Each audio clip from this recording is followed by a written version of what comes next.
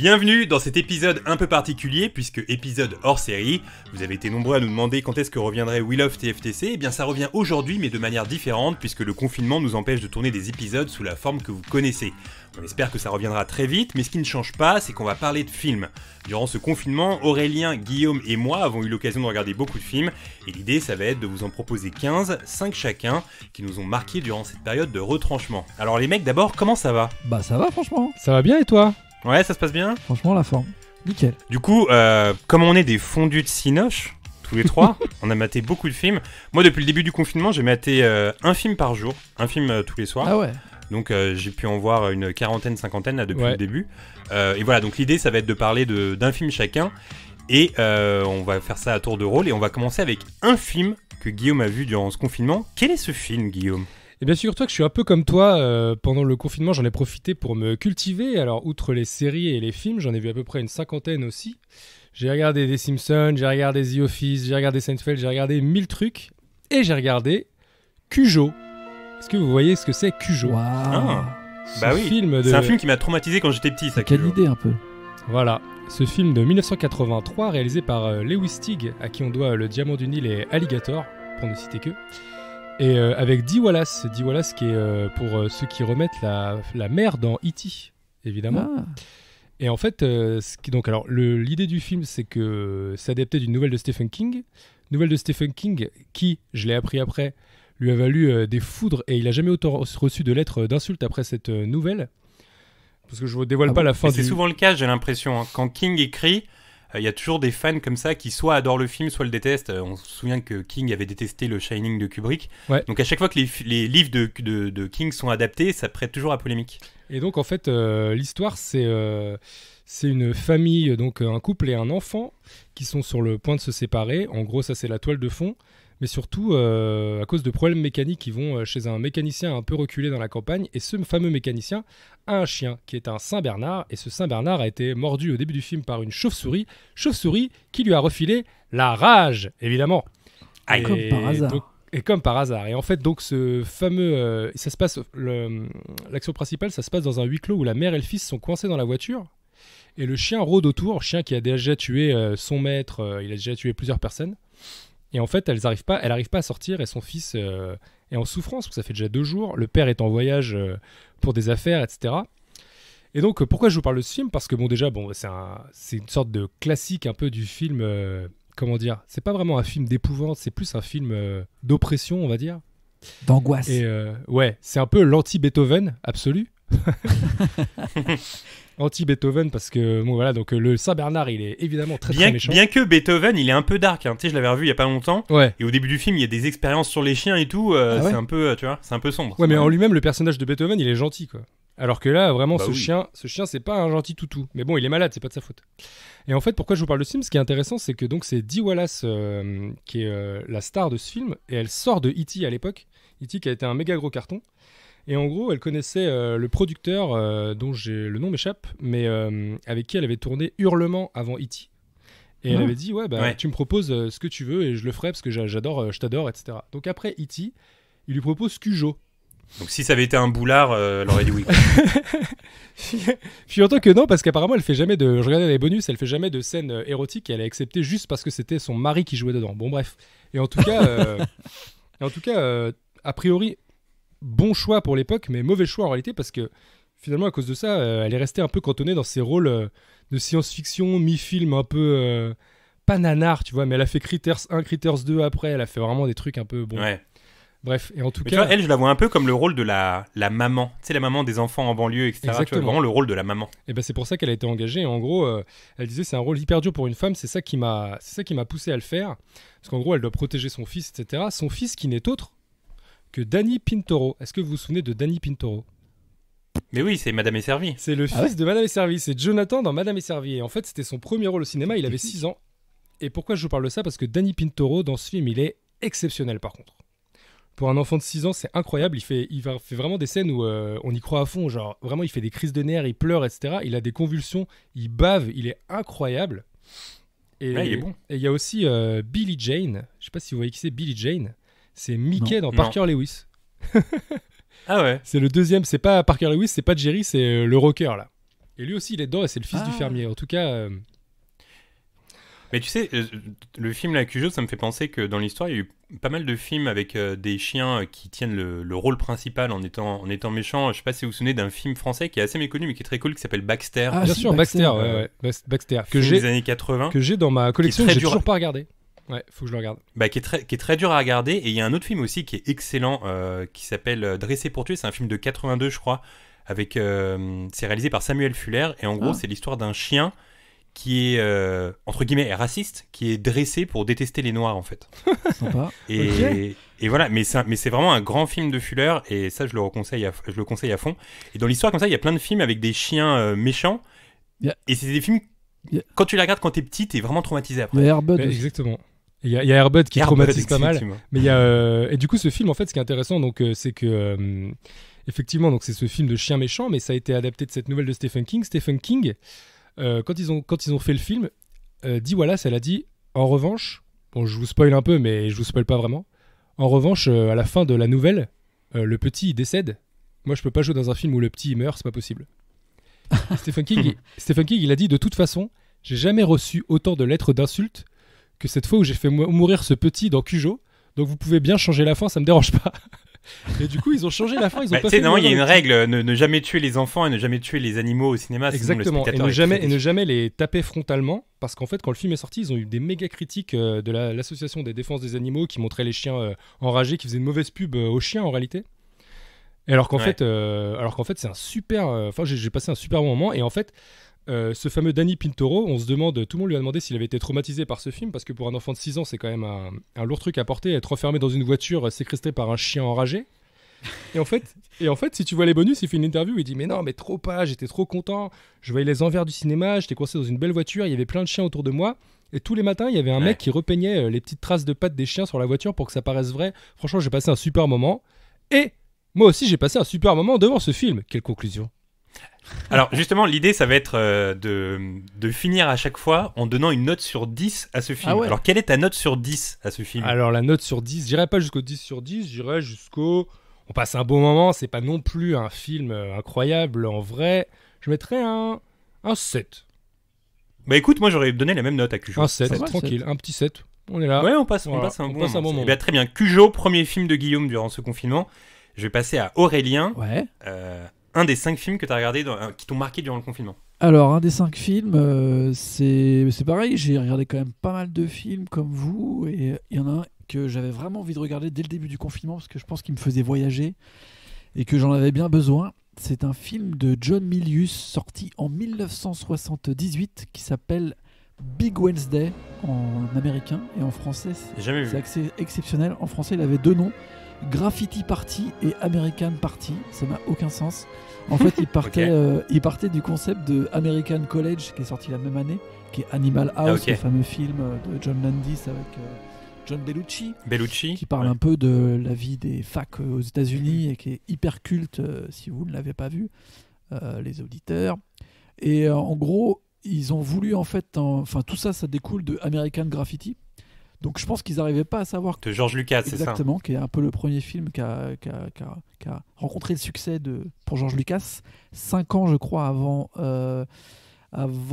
Star Wars. Et justement, je pense qu'il y avait un peu un mélange dans ces années 70 de faire un American Graffiti, mais du surf pour John Milius. Sachant que John Milius, on le sait pas, mais peu de gens s'en rappellent, mais c'est le réalisateur de Conan le Barbare en 1982. Ouais. Et c'est aussi un scénariste assez incroyable, vu que c'est le seul mec qui a traversé les années 70 en étant à la fois hyper fan des armes et des militaires, et en même temps du surf et de la contre-culture en fait. Donc il a... Parce que tu disais qu'il écrivait, mais je crois qu'il faisait partie de l'écriture pour Apocalypse Now aussi. Exactement, il a co-scénarisé Apocalypse Now, et tout le personnage de Gilroy, si je ne m'abuse. Comment il s'appelle, le putain de colonel joué par Robert Duval, qui fait justement... Qui est le meilleur personnage. Exactement. À son nom, j'ai oublié. C'est Gilroy, je crois, ou Gilmore, enfin un truc, ça commence par Gil. Je crois que c'est Kilgore, Bill Kilgore. C'est Kilgore, exact. J'ai mélangé tout. Et bien, sa fameuse phrase « J'adore l'odeur du napalm au au petit matin, ça vient de John Milius. C'est vraiment son bail et tout le délire aussi du surf qu'on voit à l'intérieur de Apocalypse Now. Ça vient vraiment de l'esprit de John Milius. Et en fait, ils avaient monté une sorte de pool de scénaristes dans les années 70 avec que des mecs qui avaient fait la même école de cinéma, donc l'école de cinéma de Los Angeles. Et donc, ils étaient tous potes, donc notamment George Lucas, Spielberg et aussi Robert Zemeckis et Bob Gale, avec qui Milius a bossé pas mal et a fait pas mal de scénars. Donc, c'était assez marrant de voir que Bob Gale qui a écrit le scénario de Retour vers le futur. Exactement, et Zemeckis qu'on connaît pour notamment Retour vers le futur, mais aussi Qui veut la peau de Roger Rabbit et plein d'autres. En fait, Milius, il est marrant parce que c'est un peu bizarre de comprendre son esprit. C'est lui quand même qui a scénarisé, sans être crédité, les 2 premiers Inspecteur Harry.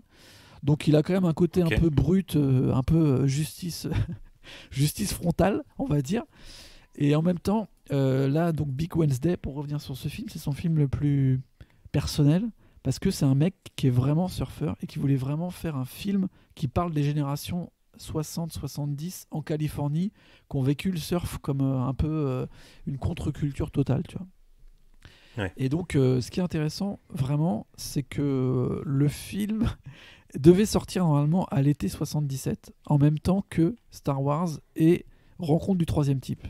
Et vous connaissez cette histoire qui veut que Spielberg et George Lucas s'étaient arrangés pour prendre un pourcentage chacun sur le film. Et chacun s'était dit, il y en a un des deux qui va gagner, en fait, qui va cartonner. Et en fait, les deux ont cartonné. Et depuis, Spielberg touche toujours un pourcentage sur le premier film Star Wars, ce qui est assez ouf. Il a touché 40 millions de dollars ou un truc comme ça. Et en fait, ce qu'on ne sait pas dans l'histoire, c'est qu'à la base, ils s'étaient arrangés à 3. Spielberg, Milius et Lucas. Et en fait, les deux ont aussi un pourcentage sur le film Big Wednesday de Milius. Et Spielberg avait dit en 77 qu'il pensait que c'était le film qui allait plus marcher des 3. Parce que pour lui, c'était un parfait mélange entre Les Dents de la Mer et American Graffiti. Donc Et alors, c'est quoi l'histoire de ce film, du coup ? L'histoire de ce film, c'est un peu le même concept que... Voyage au bout de l'enfer, de Michael Cimino, qui sort un an ou à peu près en même temps. C'est en gros 3 potes, qui sont 3 surfeurs, qui sont des légendes dans leur jeunesse, donc quand ils sont adolescents, sur une plage californienne. Ça raconte un peu tout leur style de vie, très adolescent, des mecs qui veulent pas trop grandir, qui font des blagues potaches, qui organisent des fausses soirées chez leurs parents alors qu'ils sont pas au courant, qui foutent le bordel sur la plage, et qui sont en même temps des boss du surf, qui des fois arrivent complètement bourrés le matin, au moment où le soleil se lève, et au final... se retrouvent à faire des figures de ouf, et tous les jeunes du coin s'identifient à eux parce que c'est les 3 boss du surf, tu vois. Ça me fait penser à Point Break. Exactement. Et dis-toi que tout le monde dit que les gens connaissent pas assez ce film parce que c'est vraiment dans ce film qu'il y a tout Point Break, en fait. C'est-à-dire Catherine Bigelow, elle doit quasiment tout à ce film pour en tout cas son concept de Point Break. Ça parle vraiment du délire, tu vois, de ce concept de gang un peu de surfeurs, tu vois, qui avec des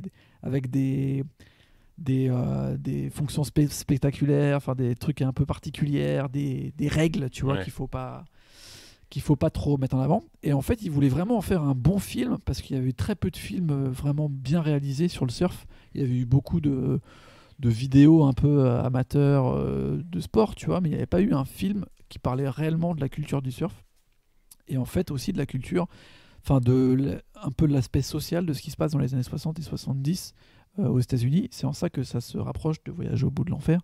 C'est qu'en gros, les 3 personnages, ils vont se retrouver à un moment où ils ont l'âge d'aller à la guerre du Vietnam. Et il y a une grosse séquence où ils essayent de faire, par des moyens les plus débiles possibles, de se faire de pas y aller, en fait, tu vois. Donc il y en a un, il fait style qu'il est blessé à la jambe. Il y en a un autre, il fait style qu'il est complètement nazi. Il arrive habillé en nazi et il dit mort aux juifs et aux noirs. Enfin, c'est catastrophique. Donc ils sont obligés de l'enlever.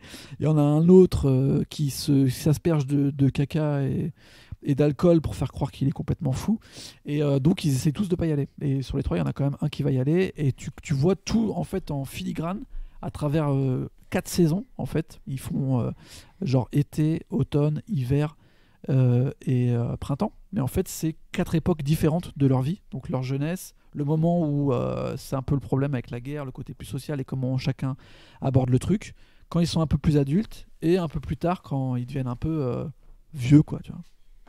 Ouais. Il y a des personnages qui sont assez principaux, qui sont assez drôles, dont un mec qui s'appelle Beer, qui est genre un peu le boss de la plage. C'est un peu le plus vieux qui leur apprend comment lui il a surfé dans les années 50, tu vois, c'est une sorte de modèle. Et en fait, il a arrêté le surf, maintenant c'est lui qui leur fait leurs planches. Et dans le film, il a créé une marque qui s'appelle Beer, Beer Surf. Et en fait, c'est une marque que John Milius a créée pour le film, avec un logo, il a fait des vraies planches, il a fait des t-shirts et tout ça. Et en fait, cette marque, le film a tellement marché dans les réseaux, ça a pas du tout marché en tant que film. Au cinéma, ça a été un gros flop, Spielberg il s'est planté. Et par contre, il a eu un gros niveau culte, tu vois, après, surtout en VHS, au début des années 80, dans les milieux de contre-culture, surf et skate, parce que tu vois aussi un peu les débuts du skate dedans. Et la marque Beer a existé pour de vrai, en fait. C'est John Milius qui l'a créée, et en fait, elle existe toujours. Et c'est une vraie marque de surf. C'est vraiment parce que je me souviens que Guillaume avait fait une chronique dans un ancien Wheel of TFTC qui ressemblait un peu à ça. Ah ouais. Et pour le coup, on aurait pu rajouter celle-là. Beer, c'est vraiment devenu une vraie marque de surf qui a été réputée comme une vraie marque. Et le logo est réputé auprès des surfeurs, notamment par ce film. Mais les gens ne savent pas trop que c'est vraiment le réalisateur du film, John Milius, qui a créé cette marque pour qu'il y ait un vrai, une vraie substance au film, quoi. Et alors, comment t'as été amené à voir ce film? Tu l'avais dans une liste ou depuis longtemps en fait, moi, à un moment, tu sais, j'ai des marottes. Genre, je veux faire tous les films de sport. Et donc là, je voulais faire tous les films de surf. Et en fait, je suis un peu fasciné par John Milius, parce que je trouve ça assez fou de faire des grands écarts, genre Conan le Barbare, Dirty Harry, et là, faire un film sur le surf. Après, se retrouver dans Apocalypse Now. Tu sais, en fait, il est quasiment dans tous les films que j'adore. Tu vois, il a aussi réalisé un film sur Dillinger. En fait, à chaque fois que je me renseigne sur lui, il est toujours quelque part où je l'attends pas, tu vois. C'est marrant que tu dises ça parce que moi aussi, je me fais tous les films où quelqu'un boit un café à un moment. J'ai une longue liste. Tu vas en avoir un peu plus là. Très longue liste. T'as une sacrée liste. Et après, juste pour finir sur un autre personnage aussi qui est intéressant, c'est que le personnage principal qui s'appelle Matt Johnson, qui est un peu le surfeur que tout le monde adorait et idolâtrait presque quand il était jeune, et qui était devenu un peu le clochard de la plage. Genre dans la deuxième, quand il devient plus vieux, c'est le mec, tu le retrouves bourré sur la plage, il surfe plus et tout ça. Et au fur et à mesure, on se rend compte que tout le monde parle de lui au passé et qu'en fait, c'est plus vraiment un grand surfeur. Ce mec, il est joué par Jean-Michael Vincent. Je sais pas si vous voyez qui c'est. Ah mais si, c'est le mec de Supercopter. Exactement, c'est l'acteur principal de Supercopter. Et ce qui est assez ouf, qui a une triste vie. C'est une vie de psychopathe. Et en fait, ce film, c'est son rôle principal unique presque, tu vois. Et c'est vraiment pour ce film qu'il est connu. Et en fait, il était vraiment surfeur. C'est pour ça que Milius, il l'a choisi. Et il a vraiment des moments où il surfe dans le film. Et tous les moments où il est bourré, en fait, c'est un peu comme dans la vie, tu vois. Parce que pour résumer, ouais, vas-y. Après, il a eu des énormes problèmes d'alcool. Je crois que même à la fin de sa vie, accident de voiture. Mec, il a eu plusieurs accidents de voiture. Ce mec est mort il y a 1 an, je crois. Et il a fini quand même amputé des jambes et tout. Il vivait dans une caravane. Ça l'a fait. C'est triste. Ça l'a fait alors que dans les années 80, donc pour ceux qui connaissent pas, il jouait dans une série qui s'appelait Supercopter, qui était hyper cool. Tous les enfants des années 80 ont grandi avec cette série. Diffusée sur la 6. Tonnerre mécanique et tout et tout. Et c'était le beau gosse. Et il faut savoir que quand il joue dans Supercopter, c'est l'acteur de série le mieux payé au monde. Ah putain. Et tout le monde lui prédisait une carrière au cinéma, etc. Donc quand on sait qu'il a fini amputé dans une caravane alcoolique, problème d'argent et tout, ça va très vite. Et un autre des 3 surfeurs, c'est Gary Busey. Vous voyez ce mec? Ouais, Gary Busey, ouais, c'est le méchant de l'arme fatale. Carrément, là il a son rôle où il est complètement fou aussi. Il s'appelle Leroy le masochiste. Et je pense qu'il joue le rôle de tout ce qu'il va jouer après, c'est-à-dire une espèce de grand psychopathe. Et pour la petite histoire, il joue aussi dans Point Break.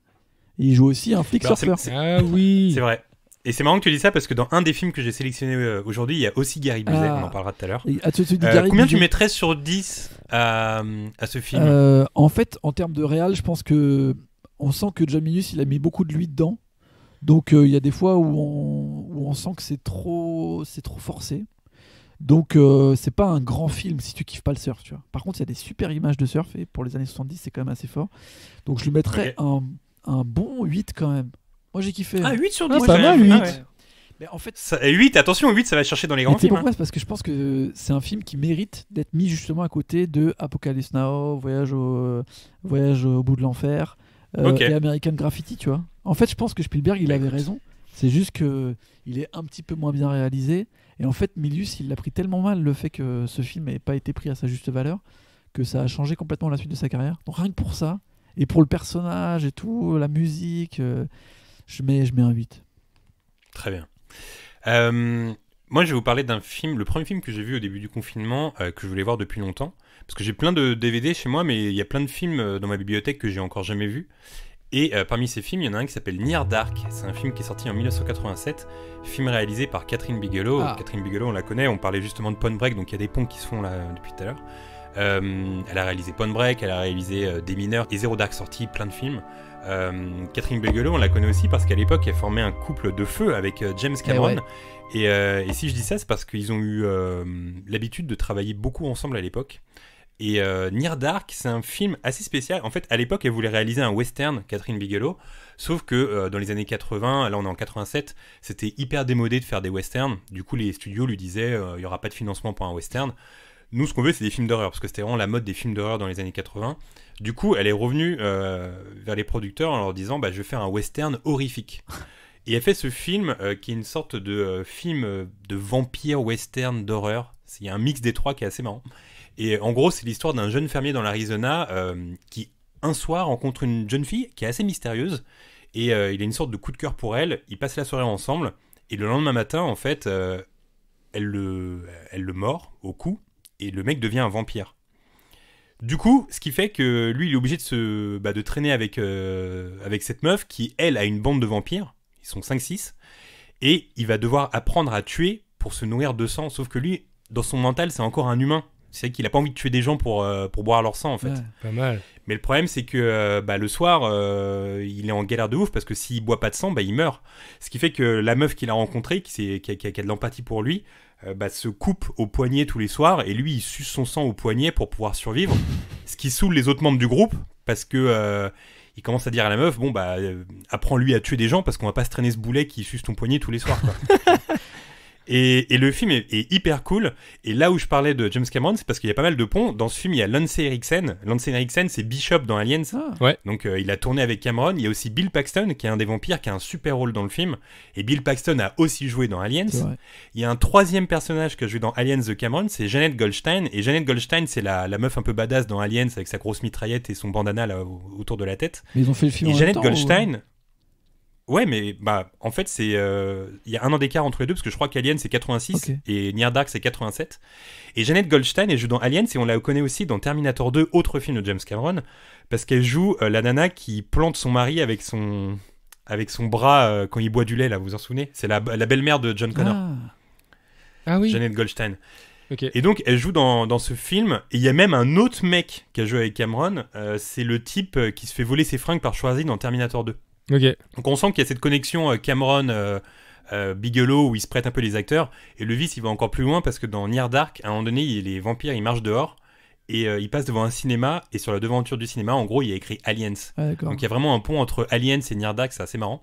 Le film ça a été un échec commercial parce qu'il a eu 3 millions de bénéfices, enfin il a fait 3 millions de recettes pour 5 millions de budget. Mais par contre la critique l'a trouvé très très cool, et c'est un film qui a été un peu réhabilité avec le temps. Et voilà, moi j'ai passé un super moment, c'était vraiment cool à regarder. Et pour la note finale, j'hésite entre un 7 ou un 8.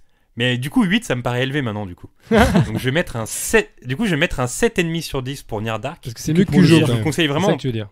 Comment ? C'est quand même mieux que Cujo, c'est ça que tu veux dire. Oui, parce qu'en fait je voulais donner un 7. Mais je trouve que Near Dark c'est vachement mieux que Cujo. Du coup ce serait injuste de mettre la même note. Donc je vais mettre 7,5. 7,5 sur 10 pour Near Dark. Vous allez voir mon film de surf, vous allez me détester, vous allez faire ça vaut même pas un 6,5 ton film à 10 sur 10 là. Ouais, je vais voir ça. Pourquoi pas. J'ai hâte de voir ça. On passe au deuxième film de Guillaume. Oui. C'est quoi ce deuxième film ? Messieurs, je vous propose de parler peinture. Ah bah ouais, pourquoi pas. Ah ouais.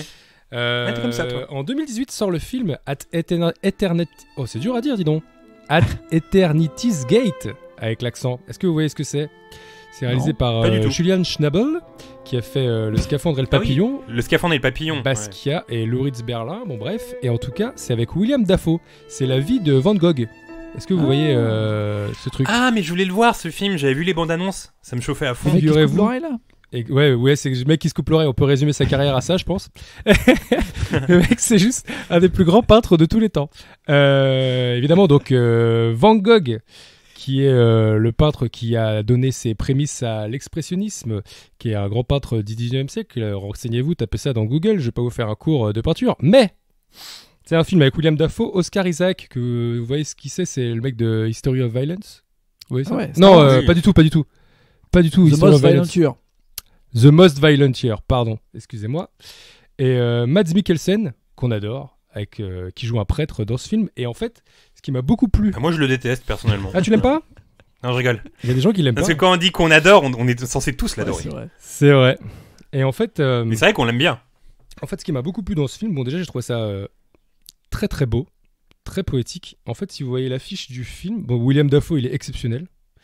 Parce qu'en plus, je trouve que William Dafoe, il est jamais aussi bon que quand il joue un peu la folie. Et c'était le cas de Van Gogh, qui était quand même, quand on connaît... Enfin, moi, je connaissais vaguement sa vie, vraiment très vaguement. Et en fait, c'est hyper passionnant. Surtout qu'en plus, il arrive après 2 prestations remarquées, parce qu'il y a déjà Kirk Douglas qui a joué Van Gogh, il y a déjà Jacques Dutronc qui a joué aussi Van Gogh. Exact. Et les deux avaient été acclamés par la critique, donc il arrive après deux mecs qui ont vraiment bien joué Van Gogh. Le truc, c'est que Juniel Schnabel, c'est un artiste peintre aussi. C'est un artiste qui fait de l'art contemporain.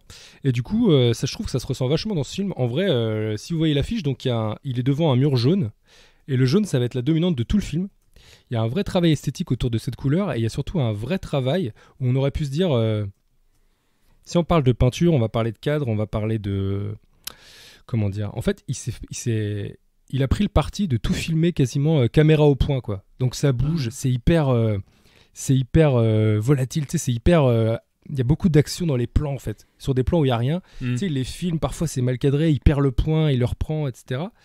Donc ça, c'était un parti pris qui était hyper intéressant. Et surtout, il y a un truc qui m'a... Bon, déjà, donc j'ai appris beaucoup de choses sur sa vie, notamment que c'était un énorme marginal, pour ça je savais, mais qui se lavait pas, c'était limite un clodo, en vrai. Ouais. Et surtout, à l'époque, tout le monde s'en foutait de ce qu'il faisait, quoi. Tout le monde disait, mais c'est moche, en fait. Ah oui, ça faisait partie des artistes maudits, Van Gogh. C'est moche, etc. Et en fait, il est devenu connu. Bon, après, je vous raconte pas la fin du film, parce qu'on apprend un détail super intéressant à propos d'un carnet.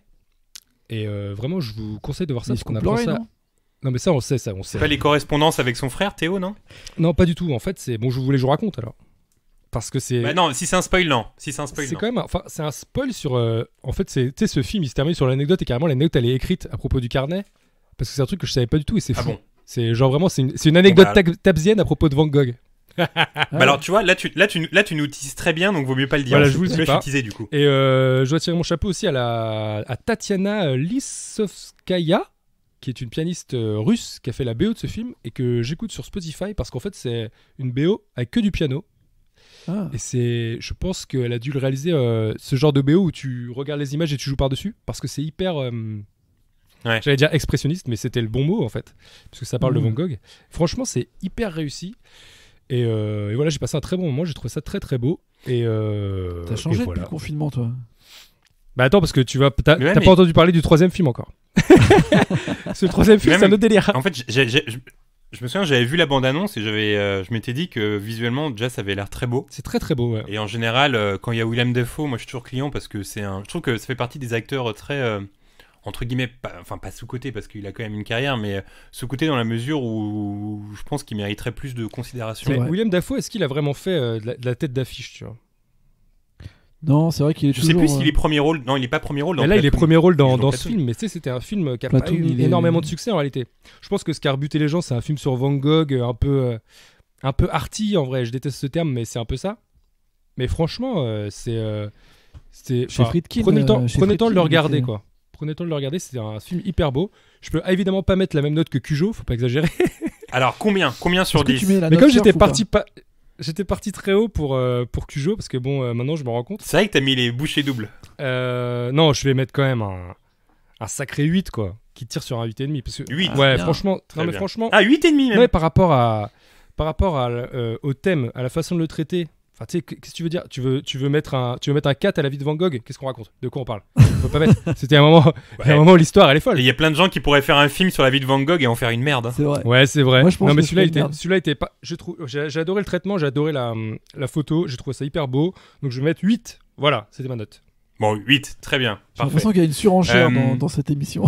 Ça va monter, mais Bon, après, non, mais après 8, mon troisième film, je vais vraiment descendre la moyenne, pour le coup. Ah, ok. Ah, d'accord. Aurélien, ton deuxième film. Alors, mon deuxième film, c'est que vous allez voir que j'ai beaucoup regardé de films où il n'y a pas trop d'histoire, où c'est très difficile à raconter l'histoire qu'il y a dans les films. Mais c'est souvent des films de conversation, en fait. Et je me suis intéressé à un réalisateur qui s'appelle Barry Levinson, qu'on connaît notamment pour avoir réalisé Rain Man et Good Morning Vietnam, qui sont plus faciles à résumer. Mais là, je me suis intéressé à deux films qui se répondent et qui sont un peu des suites, même s'ils n'ont pas les mêmes personnages. C'est Dîner, je crois, en français. Ah, j'adore ce film. Et Tin Men, qui est sorti un peu après, en 87, qui lui, en français, s'appelle Les Filous. Et rien que pour ce nom français, je trouve ça génial. Les et Filous. Diner à ne pas confondre avec l'adaptation du Dîner de con avec... Putain. Avec Steve Carell. Avec Steve Carell, évidemment, et Paul Rudd, qui s'appelle Diner aussi, The Diner. C'est vrai. Non, alors Diner, ça s'appelle comme ça parce que c'est un film qui se passe dans un diner américain à Baltimore. Et en fait, il y a beaucoup de gens qui référencent ce film comme étant un peu la base de tous les films qui parlent de rien. Tu vois. Il y en a qui disent d'ailleurs que quasiment le concept de Seinfeld vient de Diner. En gros, c'est une bande d'amis, ils sont 4-5. La plupart, c'est des gens qu'on va connaître après dans les années 80, parce que tu as Mickey Rourke, tu as Kevin Bacon, tu as aussi Paul Reiser. Donc, c'est des acteurs qu'on a vus assez souvent un peu partout. Tu as un des deux casseurs-flotteurs de Daniel Home Alone. Stern, exact, qui est un des deux casseurs-flotteurs, sans barbe, donc on a du mal à le reconnaître. Il fait un peu plus cool. C'est ça l'extrait que tu as partagé en story la dernière fois ? Exactement. Ah ouais, tu m'as fait revenir avec un extrait. Il y a en fait quasiment que des discussions autour de marottes très de passion qui vont être après très récupérées dans les années chez Tarantino par exemple, et aussi dans les bouquins de Hornby, dans un film comme High Fidelity par exemple, qui sont genre des espèces d'obsessions sur des choses très pop. C'est-à-dire que justement le personnage Daniel Stern, il est passionné de musique et il se retrouve à être complètement dans l'obsession de sortir en fait les faces B des 45 tours qu'il a achetés, et il s'embrouille avec sa femme parce qu'elle comprend pas qu'il est passionné par la couleur des macarons de ces 45 tours, tu vois. Et en fait c'est que des discussions là-dessus sur comment ils ont grandi. Donc ça se passe dans les années 50. Ce qui est aussi cool, c'est la retranscription des années 50 américains à Baltimore. Donc, tu as des super bagnoles, tu as un peu l'après-guerre. C'est hyper bien reproduit. On sent que Barry Levinson, c'est un peu un film genre autobiographique, donc ça parle un peu de sa jeunesse. Et tu sens qu'il a vraiment voulu faire un film d'ambiance où il y a énormément de discussions dans le diner sur des trucs qui parlent de rien en fait. Et ça fait penser un peu aux discussions des premiers films de Tarantino, le début de Reservoir Dogs, quand il parle de Madonna. Est-ce que ce serait pas un héritier, enfin, est-ce que Clerks ce serait pas un héritier de tout ça ? Bah si, complètement. Il y a quand même une différence. Moi je trouve qu'il y a quand même une différence entre Clerks et Diner. Il y a une différence de ton, je pense. C'est moins dans la provoque, mais je pense qu'il y a ce délire de conversation perpétuelle et de suite de scénettes qui donnent un paysage. En fait, quand tu regardes le film en première fois, tu te dis putain, on se fait chier, il se passe rien en fait.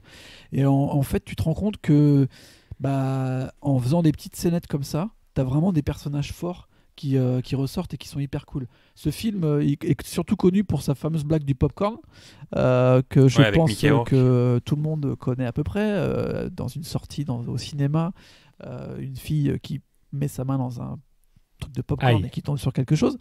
Donc une blague qui est quand même restée... voilà. Voilà. Et en gros, une blague qui est vraiment pas du tout et qui pourrait plus être faite en 2019, mais qui dans le film a un intérêt parce que tu sens le côté très potache de la bande de potes et qui font ça un peu de façon complètement innocente. Et tu vois aussi donc l'évolution en fait de ce côté très adolescent qui est un peu aussi l'esprit du film sur le surf auquel j'ai mis 8 tout à l'heure, et qui est un peu le type de film que j'ai regardé. Et la suite en fait, Tin Men, qui s'appelle donc Les Filous, je le rappelle, se passe dans la même ambiance, c'est à Baltimore, et Barry Levinson l'avait pitché en disant en gros c'est les histoires qu'on entendait au diner du film Diner, c'est-à-dire les histoires des mecs un peu les arnaqueurs. Et en fait c'est un film anti-mafia, c'est-à-dire qu'en gros c'est la même ambiance que Les Affranchis, c'est-à-dire que c'est des mecs qui arnaquent un peu les gens pour leur vendre des revêtements d'aluminium à leur maison en bois. C'est pour ça qu'on les appelle les Tin Men. C'est un truc qui arrivait dans les années 50, fin 50, début 60, où en gros pour renouveler leur maison, les gens faisaient un coffrage aluminium pour leur donner, tu vois, pour un meilleur look et qu'elle soit mieux conservée. C'était une arnaque extraordinaire. Et les mecs, en fait, le film est basé sur comment ils arrivaient à arnaquer les gens en faisant des sortes ils montaient des scénarios, tu vois, pour arriver à leur vendre des trucs et à leur raconter des histoires, tu vois. Et donc c'est un film d'arnaque, j'adore les films d'arnaque, moi, tu vois, où ils te racontent des petites histoires de comment trouver les failles chez quelqu'un pour lui vendre quelque chose, tu vois, avec des histoires de faire tomber des billets de 5 $ par terre pour savoir si le mec est gentil ou s'il est méchant, enfin bref, des vraies histoires de ouf. Ouais. Et c'est joué par deux acteurs qui vont se détester pendant tout le film, alors qu'ils se ressemblent complètement parce que c'est deux teen men. C'est Richard Dreyfuss, que j'ai vraiment appris à redécouvrir dans le confinement, que j'adore de ouf, et Danny DeVito. Et en fait, pendant tout le film, ils passent leur temps à se taper, à s'embrouiller, à se casser leur voiture. Enfin, tu vois, c'est vraiment des histoires de merde, tu vois. Et en fait, en filigrane, t'as tout ce côté un peu de combat quotidien des jeunes, des mecs un peu comme ça, tu vois, entre deux âges, entre 45 et 50 ans, qui vivent de petites arnaques à l'assurance, de petites arnaques aux impôts, et qui se retrouvent dans des galères, à être dehors avec leurs femmes, etc. Enfin, vraiment, des histoires un peu normales, mais complètement anti-mafia. Ouais. Et au final, c'est là où je voyais une différence, par exemple, entre Diner et Clerks, c'est que Diner, il y a aussi un côté où ça se concentre vraiment sur la jeunesse des années 50, début 60. C'est vrai. En gros, comment est cette jeunesse-là ? Là où Clerks, par exemple, c'est vraiment centré sur deux personnages qui s'emmerdent sur une journée, etc. Et Guillaume, je sais pas si tu l'as vu, Diner ? Non. Bah, je pense que t'adorerais parce qu'il y a une galerie de personnages. Ouais, il y a une galerie de personnages qui est vraiment cool. Et surtout, comme tu l'as dit, Aurélien, il y a un casting qui est fou. Ouais. Dans ce film. Ouais, franchement, à l'époque, ils n'étaient pas très connus, mais chaque personnage est vraiment très creusé. Et il a une profondeur, alors qu'on ne le voit pas à chaque fois dans le film, tu vois, vu qu'il y a 6 ou 7 personnages quasiment, qu'on voit régulièrement. Donc c'est assez intéressant de voir la course de chacun et comment ils se croisent. C'est une sorte d'American Graffiti, mais en plus doux. Ouais, voilà. Plus nostalgique. Alors, un peu. Quelle note sur 10 pour Diner ? Diner, je lui mets un 7,5 quand même. 7,5 ? Bon. Ok. Très bien. Et Tin Man, je lui mets 7. Je le mets en double, t'as vu ? Qui est moins bien que Diner. C'est que c'est un peu différent dans la construction. Le jeu d'acteur est incroyable, mais c'est un peu moins fort, je pense, culturellement, que Diner. Ok. Moi, je vais vous parler d'un deuxième film que j'ai vu durant ce confinement qui s'appelle Contes d'hiver, qui est sorti en 1992. Contes d'hiver, c'est un film d'Eric Rohmer. Et pour ceux qui ne connaissent pas ce réalisateur français, c'est un metteur en scène qui avait l'habitude de regrouper ses films par thème. C'est assez original. Contes d'hiver, ça fait partie d'une sorte de saga qui s'appelle les contes des 4 saisons.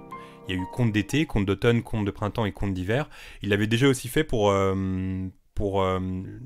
les contes moraux avec plein de films comme Ma nuit chez Maud, etc., qui sont des vrais classiques. Et en gros, il regroupe des films par thème comme ça. Et le cinéma de Rohmer, c'est beaucoup basé sur le verbe, sur le mot, sur le texte. Et dans ses films, il prend l'habitude de parler de voilà, situations morales comme ça entre personnages, des histoires de tromperie ou d'amertume dans le couple ou ce genre de choses.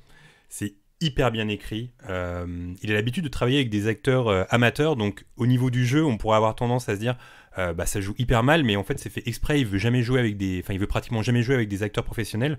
Donc il y a un petit côté très bizarre quand on regarde ces films parce que ça joue mal, mais en même temps c'est tellement bien écrit qu'on garde le fil quand même. Et donc voilà. Et en fait l'histoire de Contes d'hiver, elle est assez cool. En gros, c'est l'histoire ça commence par des vacances d'été et on voit un couple. Et voilà, on les voit comme ça, un homme et une femme très amoureux qui se sont rencontrés durant des vacances en Bretagne. Et au bout de cette intro, qui dure à peu près 5 minutes, on les voit sur le quai de la gare et ils s'échangent leur adresse pour se revoir à Paris. Elle habite à Levallois. Et en fait, elle se trompe dans l'adresse. Enfin, il y a une sorte de lapsus. Lui, il comprend mal son adresse. Et une fois qu'elle rentre à Paris, ils n'ont plus aucune nouvelle. Il faut savoir que le film se passe en 92, donc à l'époque, il n'y a pas les réseaux sociaux, il n'y a pas Internet. Et quand on se trompe sur l'adresse ou sur le numéro de téléphone, c'est mort après. Comment on fait pour retrouver quelqu'un ? C'est fini, en fait. Parce qu'on n'a vraiment aucune information sur la personne, on connaît juste son nom. La personne n'est pas dans le bottin, donc voilà, c'est fini, quoi. Et cette personne tombe enceinte, en fait, du mec. elle décide de garder l'enfant, et toute sa vie après, son fantasme et son rêve, ça va être de retrouver cette personne avec qui elle a une fille, ce mec l'ignore, et dans le film, on la voit rencontrer plusieurs personnes, mais forcément, elle n'est pas totalement amoureuse de ces personnes-là, parce qu'elle elle a cette idée de retrouver c'est le père de sa fille, en fait. Et voilà, et en fait, le film, c'est ça, et c'est hyper bien écrit, c'est hyper intelligent. Et moi, j'avais eu la chance, à l'époque où je faisais de la photo, j'avais eu la chance de prendre en photo Melville Poupeau, qui est un acteur que j'adore. Et en fait, avant de faire la séance, il avait été très cool parce qu'il m'avait dit ce serait cool qu'on aille prendre un verre pour discuter et tout. Donc on avait discuté de cinéma, de plein de trucs. Et moi, je sais qu'il avait déjà joué dans Conte d'été d'Eric Rohmer.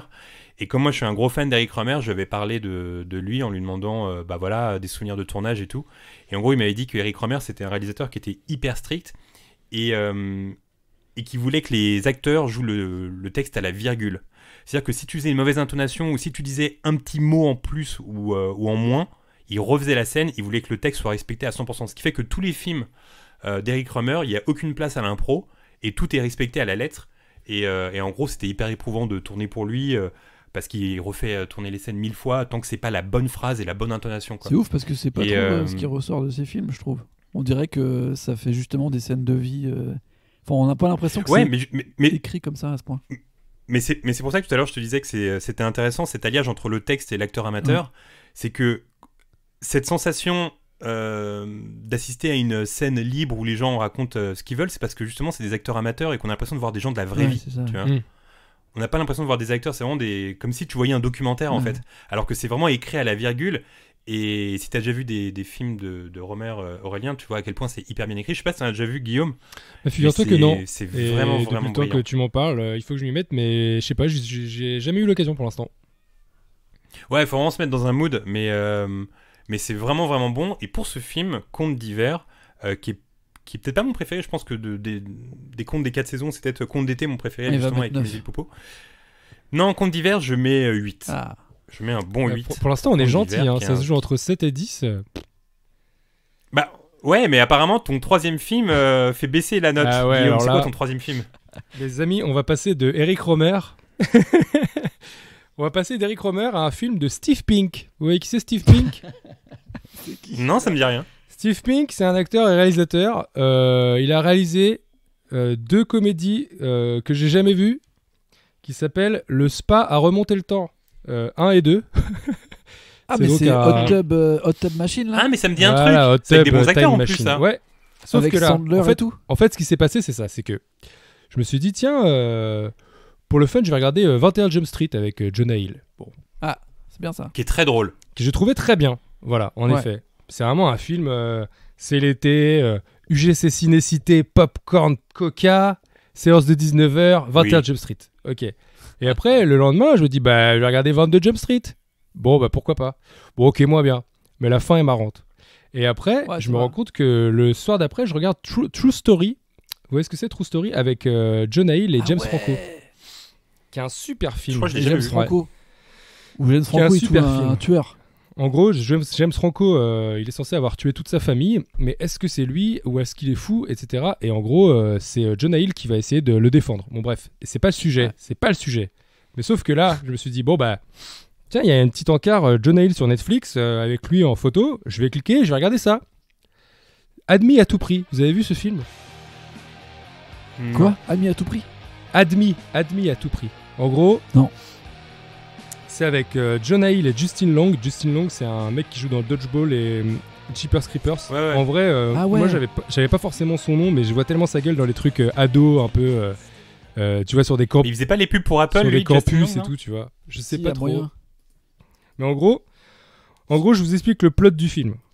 C'est la fin du lycée, comme dans tous les films américains. Jonah Hill, il est gros, il est moche, personne ne veut de lui, comme dans tous les films américains où il était jeune. L'autre, son pote, c'est un méga nerd, pareil, il galère. Il y a Blake Lively dedans, qui est évidemment la belle meuf du truc. Justin Long, il est amoureux de Blake Lively. Et en gros, Jonah Hill, il est admis à l'université. Et Justin Long, il est pas admis à l'université. Alors, qu'est-ce qu'il va faire pour mentir à ses parents ? Il pousse le mytho à trouver une sorte d'hôpital psychiatrique abandonné. Et avec tous ses potes, il le retape pour dire qu'en fait, c'est une annexe d'une université, etc. et il demande à un pote. C'est impossible en vrai, hein, bien évidemment. Non, mais un pote chômeur qui vit dans une caravane, qui est un peu vieux, etc. Ils disent que c'est lui le douanier.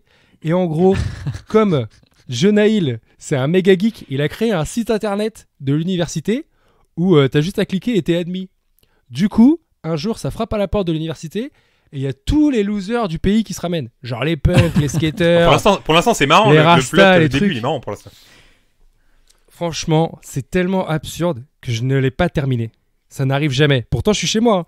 À un moment, j'ai fait. Ah ouais. À un moment, on s'est dit, je regardais ça avec Sarah, donc ma femme, et je me suis dit, bah, franchement, qu'est-ce qu'on regarde là ? C'est pas possible. Franchement, c'est nul. Franchement, c'est nul. C'est pas drôle. En fait, c'est tout le long, je me dis, allez, ça va être marrant, il va y avoir des vannes et tout. Tu sais, je m'attendais à un truc un peu super bad, etc., etc. Et c'est ce genre de film. Ça date de quand ce film ? Juste avant super bad. Ah ouais. Ok. Et en fait, c'est nul. C'est pas drôle.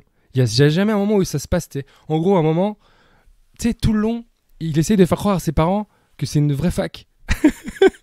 Mais il y a juste une scène dont je me souviens où en fait, tu sais, il y a un mec qui est un peu fou dans ses potes, genre qui fait des expériences, mais vraiment, tu sais, il joue à un moment, tu le vois, il fait des expériences dans un labo, et tu sais, il y a de la fumée, il est là, il a les cheveux qui explosent, tu sais, vraiment les blagues à l'ancienne et tout. Et genre à un moment, il est au téléphone avec ses parents, et il y a juste un skater qui passe dans le campus. Tu sais, tout le monde fait la méga fête, c'est genre Cancun tous les jours. Et le skater, il lui prend le téléphone et il saute dans la piscine, tu sais. Et c'est tout. C'est ça la vanne. Mais tu vois, mais pourtant, la manière dont tu J'adore. racontes le film, donc le début, je trouve que le plot, il est plutôt pas mal, Ouais. tu vois.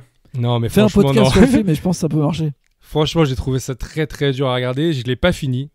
Donc, je me doute. Bon, bah alors, quand on finit pas un film, quelle est la note sur 10 je me doute alors qu'à la fin, finalement, il réussit à pécho Blake Lively, j'imagine. Finalement, les parents, ils lui en veulent pas, en gros. Et puis, il a une petite sœur, et sa petite sœur, elle y croit pas une seconde. Du coup, elle mène une enquête. Enfin, tu sais, il y a un moment, je suis là, wow, c'est nul. C'est vraiment, je perds du temps. Voilà. Du coup, je vais mettre. Combien sur 10 alors ? Écoute, j'ai pas la prétention de pouvoir réaliser un film aussi nul soit-il. Donc, je peux pas vraiment juger ça. Donc, je peux pas mettre 0. Parce que bon, c'est quand même. Il y a du travail. Après, tu l'as pas fini, donc en général, quand on finit pas un film, c'est en dessous de 5. Il y a du travail. Bon, il y a Jonah Hill. Jonah Hill, il est toujours un peu marrant quand même. Surtout que là, on peut en parler maintenant parce que c'est plus un problème de santé pour lui. Mais là, ça devait être vraiment un problème de santé. Parce que là, il était très, très, très, très, très gros. Je me rappelais pas qu'il avait été une fois aussi gros que ça. En tout cas, je vais mettre la note de 2. Oh là là là là là là. Ah oui. Aïe aïe aïe aïe aïe aïe. Ah non, c'était catastrophique. C'est pas ouf. Regardez ça si vous avez du temps. Ça fait- Dites-moi si vous trouvez ça sympa. Franchement, j'ai trouvé ça Si nul. vous aimez les films de 2 sur 10, regardez celui-là. Ah Un ouais, bon petit nul. 2 sur 10. Bon, très bien. C'était ton 3e film, hein, Guillaume. Exactement. Si je dis pas de bêtises, hein. Aurélien, ton 3e film. Eh bien, moi, je me suis beaucoup intéressé à des réalisateurs, comme vous avez pu voir. Et là, il y avait un réalisateur qui, pour moi, est aussi mythique et étrange que John Milius et Barry Levinson. C'est Rob Reiner. Rob Reiner, qui est le mec. Je l'adore, Rob Reiner. Qui a eu, en fait, il a eu une course incroyable dans les années 80. Parce qu'à la suite, il a quand même fait Stand By Me, puis Princess Bride. Donc, je sais plus c'est quoi exactement le nom en français. Bah, c'est comme ça, Princess Bride. Puis Quand Harry rencontre Sally. Puis Misery. Ouais. Puis Des Hommes d'honneur. Puis un peu plus tard, Le Président et Miss Wade. Donc en gros, il a 10 ans où quasiment tous les films sont incroyables. Puis il a fait un film dont on parle assez rarement et que moi j'adore, c'est une de mes comédies romantiques préférées. C'est un film qui s'appelle The Story of Us avec Bruce Willis et Michelle Pfeiffer. Et c'est un grand film sur la vie de couple. Tout à fait. Super film. Musique d'Eric Clapton d'ailleurs. En fait, il est peu cité après pour ses films des années 90 parce que la plupart, et des années 2000, parce que la plupart ont été complètement cramés par la critique. Mais moi, je trouve qu'il a toujours un truc dans son ton, dans sa façon d'écrire, comment ses projets sont amenés. Je trouve ça cool. Et en plus, dans ses prods, c'est le mec qui produit Castle Rock. Donc c'est quand même le mec qui a produit la ligne Seinfeld aussi. Seinfeld notamment, et aussi Les Évadés et La Ligne Verte. Donc tu vois, ça fait quand même des trucs assez larges. Petite carrière quoi. Petite carrière tranquille. C'est plutôt pas mal. Et en fait, donc il y avait un film que j'avais toujours pas vu des années 80, un de ses premiers films. Donc son tout premier film, c'est Spinal Tap, le fameux film, le faux documentaire sur un groupe de rock que je connaissais un petit peu, donc bon, je l'ai pas revu. Mais entre Spinal Tap et Stand By Me, il fait un petit film, un film qui va finalement être un peu son laboratoire de Quand Harry rencontre Sally. C'est un film qui s'appelle The Sure Thing en anglais, ce qui est plutôt assez cool. Et d'ailleurs, j'ai le souvenir que le titre français est très drôle. En français, Garçon choc pour Nana chic. Je pense que j'aime bien. Hein. Moi, j'aime bien. Hein. Je pense que c'est un peu compliqué. J'ai kiffé en fait rien que la base du film parce que c'est un film road trip. Moi, les road trips de base, je trouve ça cool, tu vois. Et c'est un peu un truc qui a récupéré dans Harry rencontre Sally, c'est le début du film. C'est en gros deux personnages qui se détestent. Donc d'un côté, John Cusack, un très jeune John Cusack, c'est son premier film en tant que premier rôle.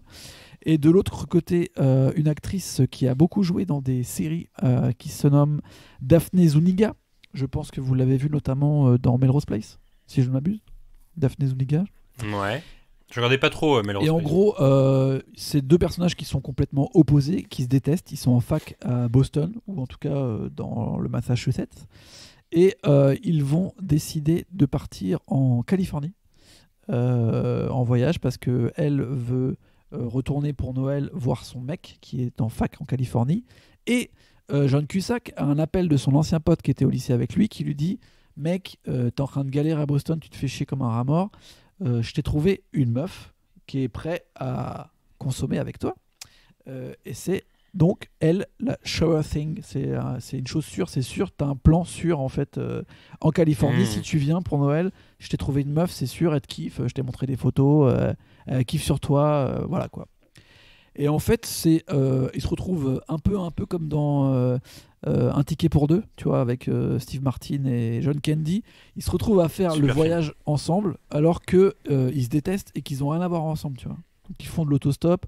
Au début, ils sont pris par Tim Robbins en voiture, qui a un rôle incroyable de espèce de chrétien complètement bizarre, très catho, étrange. Et au fur et à mesure, ils vont croiser plein de personnages. Et bien sûr, au fur et à mesure, ils vont se rapprocher.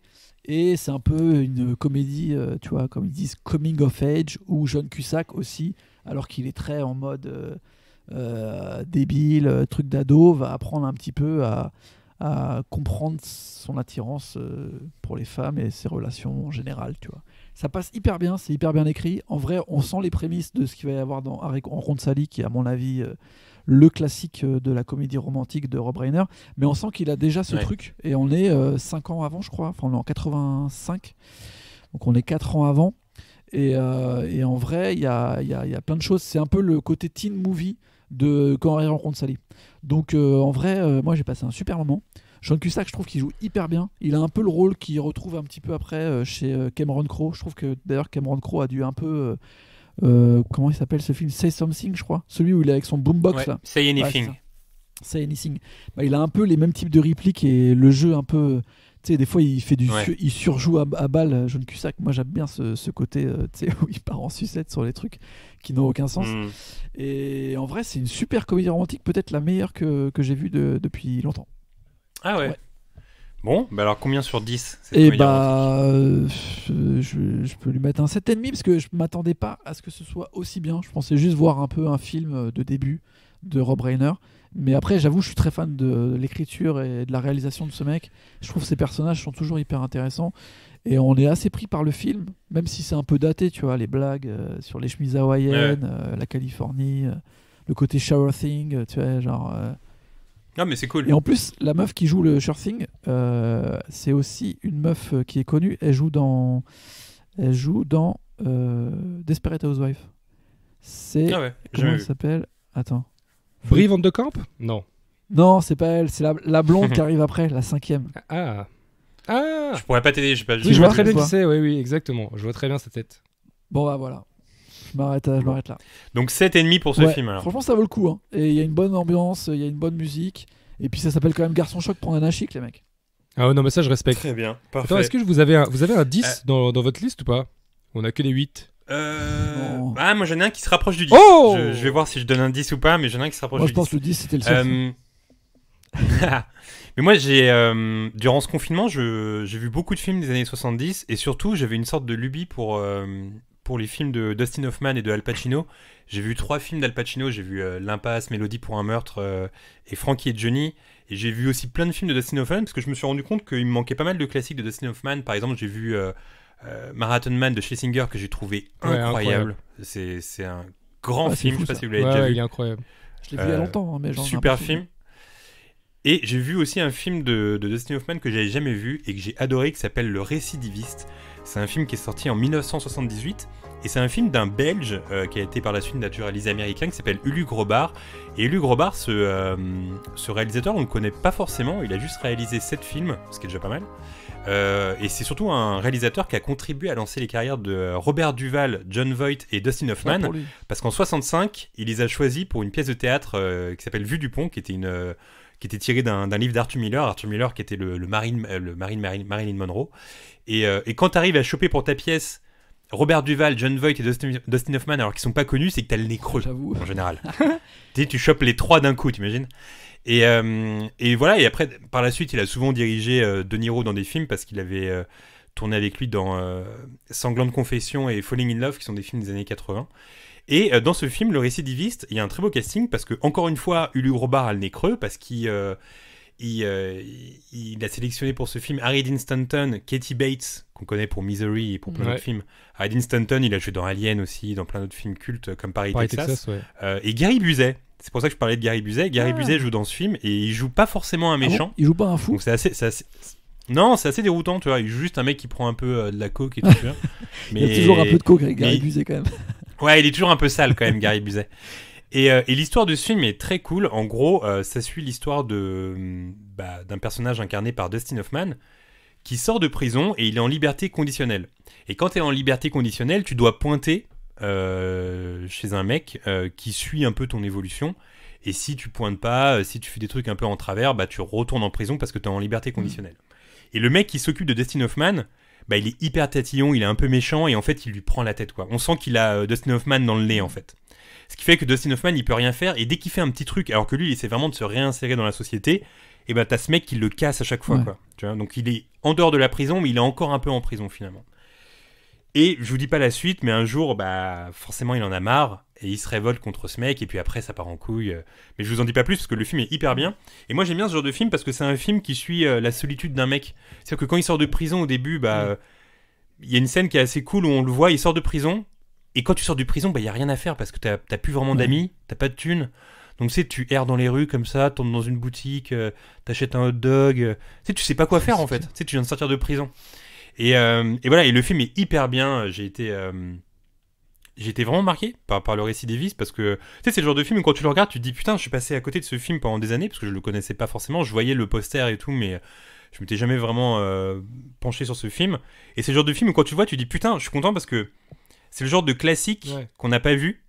Et des classiques comme ça, il y en a encore plein. Et c'est comme une sorte de Kinder Surprise, tu vois. T'es content d'être tombé dessus. Tu vois. Ouais, je vois très bien. Et voilà. Et pour terminer, la musique du film, elle est réalisée par David Shire. Et là, encore une fois, c'est un compositeur qu'on connaît pas forcément. Alors que David Shire, il a composé des musiques pour des films très classe. Il a fait les musiques de All the President Men, Les Hommes du Président, avec Robert Redford et Dustin Hoffman encore. C'est lui qui a fait la musique de Conversation secrète, qu'a vu Guillaume récemment, un film de Coppola qui est super, avec Gene Hackman. Et c'est aussi lui qui a fait la musique de Zodiac. Donc il aime bien faire des musiques de films comme ça, de thrillers, genre hyper classe et tout. Et David Shire, on le connaît pas assez, c'est très cool. Et pour Le Récidiviste, je mettrais la note de 8,5 sur 10. Oh, ça monte un peu. C'est la meilleure note pour l'instant, je crois. C'est pas mal, hein. Ah ouais, c'est la meilleure. C'était quoi la meilleure juste avant ? 8. C'était 8, et 8,5 pour Le Récidiviste. Super film. Guillaume, on va passer à ton 4e film. Eh bien, messieurs, je vais encore faire baisser un peu la moyenne, je crois. Parce qu'on avait dit... mais on avait dit dans le message, les films que vous avez aimés ou pas. Bon, il y a des films que j'ai pas aimés. Je trouvais ça sympa d'en parler aussi. Non, c'est pas que j'ai pas aimé. Disons que, par rapport à la promesse, j'ai été déçu. J'ai regardé l'extraordinaire Mr. Rogers avec Tom Hanks, où il a son petit gilet rouge. Ah, alors. Et alors. Mais tu l'as vu sur quoi ? Je l'ai vu en VOD, je l'ai acheté, quoi. Je l'ai payé. Parce que je me disais, tiens, j'ai envie de le voir. Bravo. Ça a l'air super. Alors tu sais que je suis un peu déçu dès le début parce que moi je l'attends depuis longtemps ce film et là t'as pas l'air chaud. Aïe. Alors moi aussi je l'attendais un peu parce que j'adore Tom Hanks et j'ai vu des images, ça avait l'air fou. Alors je pense déjà, faut le dire direct, que nous on n'aura pas forcément la culture pour capter l'impact du film. C'est sûr, parce que c'est une émission culte dans les années en gros, Mr. Rogers, ça, aux États-Unis. C'est un personnage comme nous, Dorothée, mais si elle avait duré 40 ans, quoi. Parce qu'en fait, il a fait une émission éducative à la télé américaine de 68 à 2001 quand même. Oula. Et en 2001. C'est Michel Drucker en fait. En gros, il a une sorte de petit plateau avec des marionnettes. C'est très, très mignon, mais sa particularité, c'était de parler des problèmes des enfants. Mais c'est-à-dire, il abordait tous les sujets. Il abordait le deuil, il abordait la mort, etc. Il était toujours très pédagogue, etc. Donc c'est devenu culte. Avec un ton très candide. Exactement. Devenu culte pour plein de jeunes adultes américains. Et donc, interprété par Tom Hanks dans ce film, réalisé par Marielle Heller, que je connaissais pas vraiment, qui a fait Diary of Teenage Girl et Les Faussaires de Manhattan. J'ai pas vu. Ah, Faussaires de Manhattan, c'est pas genre les meufs qui braquent des banques. Non, pas du tout, rien à voir. Ouais, non. Mais c'est un film qui est sorti il y a pas longtemps. Exactement, c'est sorti il y a pas longtemps. Et donc, l'histoire, c'est que Tom Hanks et Mr. Rogers, qu'il y a un journaliste qui est joué par Matthew Rhys, comme on dit, qui joue dans The Americans, c'est Brother and Sister. C'est plus un mec de série en réalité, ce gars. En gros, lui, il joue un journaliste de Esquire qui dit toujours ce qu'il pense, qui est hyper méchant dans ses chroniques, etc. Et on l'envoie faire le portrait du mois sur Mr. Rogers. Et au début, il est là, non, mais je m'en fous de ce gars, c'est nul et tout. Bref, et il est obligé de traîner avec lui. Et en parallèle de ça, lui, il a des problèmes avec son père. Son père qui n'a pas assisté au décès de sa mère, qui l'a léché quand il était petit, qui est alcoolique, etc. Donc, qui est joué par Christophe Cooper. Vous voyez qui c'est ? Un mec qui a une super gueule, qui joue dans American Beauty et The Town. Un vieux. En fait, si vous. Ah oui. T'as des cicatrices sur les joues et tout. J'adore ce gars. Il a vraiment une sorte de gueule de cinoche, quoi. Et en tout cas, donc, je me suis dit, bon, bah, allons-y pour ce film. Eh bah, les gars, on se fait chier quand même. Hein. On se fait chier dur. Hein. Ouais. Ben, en fait, il y a ce côté, justement, comme tu disais, très candide et très gentillet où, en fait, il est tout le temps en train de dire « Ah, tu sais, il faut laisser une deuxième chance aux gens. Nanana. » Tu sais, genre des leçons de vie, etc. d'enfants, quoi. Ouais. Et il y a jamais... Tu sais, je me disais, ça se trouve, au début, la promesse du film, c'est qu'il dit « Ouais, je me disais, bah, ça se trouve, le gars, il est comme ça. » En fait, ils veulent prouver qu'il est comme ça à la vie, comme à l'écran. Et que c'est un mec en or et qu'il est hyper gentil, etc. Donc, C'est en fait, ils veulent pas... Cosby, quoi. En gros, ils veulent pas du tout détruire l'image du gars. Ça, je comprends. Ouais. Parce que j'imagine qu'il est comme ça dans la vie. Ça a été un peu supervisé par lui, évidemment, ça parle de lui, tu vois. Mais je pense que moi, je suis passé à côté, évidemment, parce que j'ai pas ce côté waouh, Mr. Rogers. C'est comme si tu me disais, bon, bah, c'est un film sur Dorothée interprété par Catherine Deneuve. Je serais curieux d'aller le voir, tu vois. Parce que c'est un peu culte pour nous, tu vois. Ouais, mais c'est intéressant parce que parfois, c'est aussi possible de découvrir justement l'univers d'une culture américaine qu'on connaît pas et de se laisser prendre. Mais là, apparemment, toi, ça n'a pas fonctionné. Ça n'a pas fonctionné parce que l'histoire, elle est un peu maigre en réalité. En gros, il fait une enquête sur lui. Ouais. Et en gros, il a des problèmes avec son père. Et Tom Hanks lui dit bah non, bah laisse une deuxième chance. Bon, bah c'est tout quoi. Ça s'arrête là. Bon, bah ouais. Bah... Ah, je suis déçu parce que j'attendais beaucoup ce film. Et d'ailleurs, je crois qu'il n'a pas eu de sortie au cinéma en France. Peut-être justement parce qu'il n'a pas eu de bons échos. Ça devait sortir en avril, mais ça a été décalé à cause du confinement. Du coup, c'est sorti en VOD. Ah, il y avait une date de sortie. Ouais. Okay, c'était décalé à cause du confinement. Ça a été sorti en VOD du coup. Et mais je pense que ça aurait pas fait de succès de toute façon. Ça sent le film à petite salle, etc. En tout cas, bon bah après, Tom Hanks, c'est toujours un plaisir de le voir. Il est exceptionnel dedans parce que j'ai regardé ensuite les vidéos du vrai Mr. Rogers. Franchement, qui interprète mieux les rôles que Tom Hanks, quoi? C'est une vraie question. Ouais. Je la pose à Mehdi Maizi qui nous écoute. Il le déteste. Bon alors, combien sur 10 ce film? C'est pas vraiment un navet non plus, mais je dirais sans conviction un 5. Voilà. Ah, 5 Petite moyenne. Ouais, je me suis fait chier. À vrai dire, il y a des moments où j'ai un peu piqué du nez et tout. Hein. Aïe. Bon, franchement, on s'ennuie un peu dans ce film, mais regardez-le. Mais là, je suis moins chaud maintenant, du coup, j'avais envie de voir ce film. En plus, faut le prendre en VOD, donc faut payer. Tu me demandes de payer pour un 5 sur 10, quoi.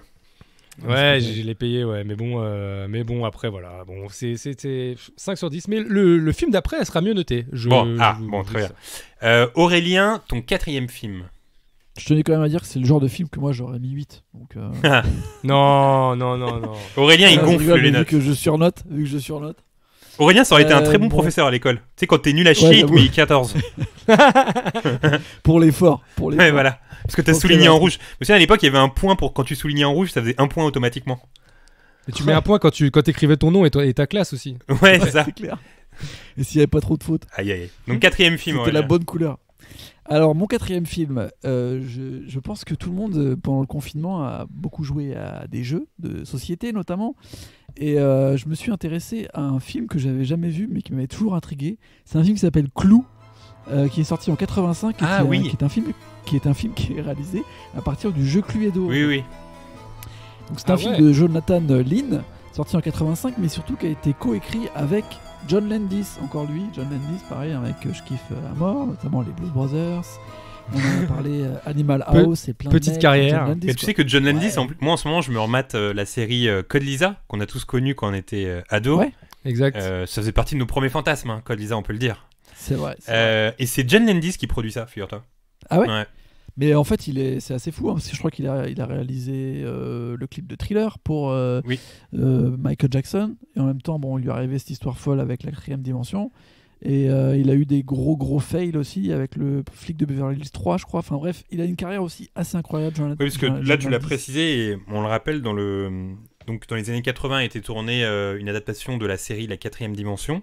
C'était un film avec plusieurs réalisateurs. Il y avait Spielberg qui avait un segment, il y avait Joe Dante aussi. Et il y avait aussi John Landis. Et durant le tournage de John Landis, des acteurs sont morts parce que les précautions n'avaient pas été prises. Il y en a qui ont été décapités par les hélices d'un hélicoptère.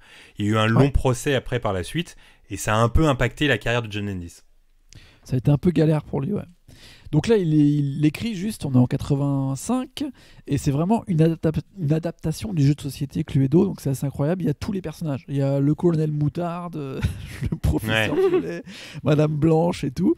Et il y a plutôt des bons acteurs, notamment le butler, donc le majordome, qui est joué par Tim Curry. Tim Curry, je trouve qu'il n'est pas assez... on le sollicite pas assez, on lui dit pas qu'il a pas assez de props, comme on dit chez les Curry. Parce que c'est lui qui jouait notamment Pennywise, le clown, dans le téléfilm Ça, le fameux. Et c'est aussi lui Allô, qui Maman, j'ai raté l'avion. Maman, j'ai raté l'avion 2, pardon. Il joue aussi encore raté l'avion. Majordome, exactement. Et il joue aussi le méchant dans Légende. Mais oui, c'est le diable, en rouge. de diable. Ouais. Et dans ce film, il est assez drôle. En fait, ce qui est cool, c'est que c'est une sorte de, on va dire, de parodie des films un peu d'enquête et tu vois, la Hercule Poirot, Agatha Christie, qu'il y a eu beaucoup dans les années 70, notamment Le Crime d'Orient Express, etc. Donc en fait, ils prennent le concept du jeu de société, ils tournent autour, ils en font une sorte de parodie un peu à huis clos entre donc tous les personnages du jeu qui en veulent à un qui les fait chanter en fait. Et ce qui est fou en plus, c'est qu'ils ont aussi un énorme manoir qui est hyper cool et dans lequel il y a vraiment les pièces dans lequel tu joues dans le jeu du Cluedo. Trop bien. T'as la cuisine, la salle de bal, la véranda, la salle de billard, la bibliothèque et tout, et t'as des passages secrets comme dans le jeu. T'as à un moment la lumière qui s'éteint et quelqu'un qui meurt, et donc il y a toute une enquête autour de qui a tué parmi ces gens-là, tu vois. Alors tu sais que j'ai essayé de rejouer avec Cluedo récemment, je n'ai rien compris aux règles, j'ai refermé le jeu. Je sais pas comment je faisais pour comprendre quand j'étais petit, mais en fait j'étais saoulé, il y avait trop de trucs à apprendre, tu vois. Tu sais, je pense que quand t'es vieux, t'as moins de patience. T'es là genre bon allez, ça me saoule. Ouais, en fait c'est juste que c'est juste un jeu qui est devenu mythique pour cette histoire de trouver en fait l'alliance de qui a tué avec les cartes là, donc savoir qui a tué avec quoi et dans quelle pièce. Et en vrai, là ils ont vraiment respecté ça parce que donc il y a des gens qui sont tués dans un peu toutes les pièces et à chaque fois c'est soit avec la corde, soit avec le chandelier, soit avec le revolver, soit avec la clé à molette. Je sais pas si ce jeu il est encore en vente maintenant dans les supermarchés, tu vois. Si, il est encore en vente avec des éditions différentes. Parce qu'à l'époque, ça passait tout le temps à la télé, quoi. C'est le colonel Moutarde avec le chandelier dans la cuisine. Ouais. Disait ça. Mais tu vois, aujourd'hui, ils font des délires genre Cluedo spécial Game of Thrones ou des genres de délires comme ça, tu vois. Comme le Monopoly un peu. Avec tu des vois. personnages, c'est vrai. Le colonel Moutarde, il n'existe plus, quoi. Bah, non. Le chevalier Moutarde. Mais tu vois, mais pour revenir sur Clou, parce que moi, c'est un film que j'ai jamais vu, mais j'ai souvent vu les bandes annonces, les trucs, etc. Et je sais que ce film, il a été réalisé par Jonathan Lynn, et encore une fois, c'est un réalisateur qu'on connaît pas forcément. Mais Jonathan Lynn, il a réalisé un film que j'adore qui s'appelle Mon cousin Vinny, avec Marissa Tomei, et il a une bonne carrière quand même de réalisateur. Ouais, c'est encore un mec qui a commencé en tant qu'acteur et scénariste et qui s'est retrouvé à faire pas mal de films un peu par hasard. C'est un mec qui vient du théâtre, je crois. Il a d'ailleurs rencontré Tim Curry assez court de théâtre, qui se retrouve un peu dans cette histoire par hasard, mais en fait, ça en fait un super bon film parce que c'est un mélange de... Je sais pas, c'est hyper bien écrit. Il y a un délire hyper parodique qui est assez drôle tout le temps. Et en même temps, tu sais, tu retrouves les personnages avec lesquels tu as joué pendant je sais pas combien de temps. Et surtout, fait assez fort et qui a un peu valu que ça n'a pas du tout marché au cinéma. C'est un film qui est sorti avec 3 fins différentes. Ah ouais. Donc au cinéma, personne ne savait chaque cinéma recevait une copie. Ah, c'est trop avec marrant, une fin ça. C'est différente. fou ça, Ouais. trop bien. Donc si tu voulais être sûr d'avoir vu Ah, mais c'est trop bien comme les idée. 3 fins, il fallait que tu ailles voir le film 3 fois différent. En fait, vu que finalement dans le jeu, ça peut changer tout le temps, tu vois. Tu refais une partie, c'est pas Ah, les mais mêmes c'est mecs. trop bien. Mais c'est-à-dire que ça se passe Ils ont comment quand voulu t'as le respecter DVD? ça. Et ben dans le DVD, ils ont intégré les 3. Putain, Et je t'en trouve as ça une trop qui est cool. plus forte que les 3. Mais c'est assez fort parce qu'en gros, il y a un moment justement où ils éteignent la lumière et ils reviennent sur cette partie-là. Et à chaque fois, le film se tient pour que les 3 fins soient possibles en fait. C'est trop Mais bien. ce qui est fou, c'est que commercialement, c'est génial quoi. Bravo. Ouais, Du sauf coup, qu'ils sont les gens, tirés ils une vont balle le dans voir le pied 3 parce fois, qu'au cinéma, ça va pas marcher. Et surtout, Pareil, un truc ils qui ont va faire essayé, plaisir à Guillaume, c'est que, et qui va peut-être le chauffer encore plus pour le voir, c'est que dans ce film, il y a Christopher Lloyd. Exactement, Ah. j'allais y venir. C'est un des rôles principaux, donc ils sont 6 vraiment. Il y a Christopher Lloyd et on est à peu près en même temps que Retour vers le futur. Donc je crois que quand le film sort, Retour vers le futur n'est pas encore un énorme succès. Donc c'est vraiment, Ah ouais. c'est un film d'avant, tu vois. Et Bah, il y je a crois que c'est aussi la même année, je Madeleine Kahn. Ouais, ça sort en 85, mais je suis pas sûr que ça soit. Enfin, ça doit être un peu en même temps, tu vois. Hmm. Et en vrai, c'est un super film d'acteur. C'est-à-dire que tu sens que chaque acteur a vraiment pris un personnage parce qu'ils ont peu de rôles à chaque fois, tu vois, vu qu'il y a beaucoup de cris, beaucoup de retournements de situation. Mais en fait, chaque personnage est hyper caricaturé et en même temps hyper crédible. Donc ça fait une sorte de pièce de théâtre hyper drôle, hyper enlevée. Et en vrai, j'ai été hyper surpris par ce film. Mais ça m'étonne pas que t'aimes bien Mais- parce que déjà t'avais aimé le film qui est sorti récemment au cinéma à couteau Oui, c'est ce tiré. que J'imagine j'allais que c'est dire. un peu le même délire. Complètement. C'est un peu le même genre. Il y a un autre film dans le même genre qui est sur ma liste, qui est sorti en 76, qui s'appelle Murder by Death. Donc le meurtre par la mort, qui est un film pareil, qui parodie en fait tous les romans anglophones et les séries anglophones de détectives, tu vois. Dedans, il y a Peter Falk, il y a David Niven, il y a que des Anglais fous. Il y a aussi Peter Sellers Mais- qui joue un faux chinois qui apparemment est basé sur un vrai personnage qui était détective et qui était joué aussi par un blanc qui joue un chinois. Donc il y a énormément de private jokes et de blagues à l'intérieur. C'était une pièce de théâtre au départ. Et c'est un peu la suite logique de Clou que je vais regarder bientôt. Mais tu sais que dans ce même délire, je dois confesser que j'aime beaucoup la série Arabesque. Parce que ça me rappelle Bah ça me rappelle ma grand-mère, etc. Et en fait, j'ai revu des épisodes récemment et il y a une bonne ambiance, je trouve, dedans. Tu vois. Franchement, Parfait pour les si siestes. vous aimez Ouais. Arabesque, si vous aimez Colombo, Clou c'est pour vous. C'est un peu le même délire. Sauf que c'est un peu plus rythmé, plus drôle et il y a énormément d'acting. Mais franchement, c'est un Tu bon sais qu'on film, nous ça écoute se pas regarde bien. au-delà de 75 ans. Hein, parce que t'as dit pour ceux qui aiment bien Arabesque, Colombo. Et J'avoue. ça va parler à très peu de gens. Regarde, nous on kiffe. Non, mais Ceux si qui vous avez regardent bien Un cas aimé pour deux À et Couteau d'Eric. tiré. Alors combien sur 10 Terry Clou Mason. Je lui mets un 7,5. Non, c'est pas En mal. vrai. Parce que je trouve que le scénario est bien, la mise en scène est bien, ça a tenu. Et c'est ce côté d'avoir 3 fins différentes, ça m'a assez plu et je trouve que c'est bien tenu du début à la fin. Bon, très Ah, bien. si Alors, je ça peux me avait pas été permettre, très si bien je peux noté me au permettre, je suis le seul à donner des notes un peu différentes quoi. Vous donnez toujours les mêmes notes quoi, c'est toujours un peu pareil. Hein. Non, pas vraiment, non. Bon allez. Pas vraiment. Alors moi, mon quatrième film, c'est un film qui s'appelle Les Ensorcelés, film sorti en 1953.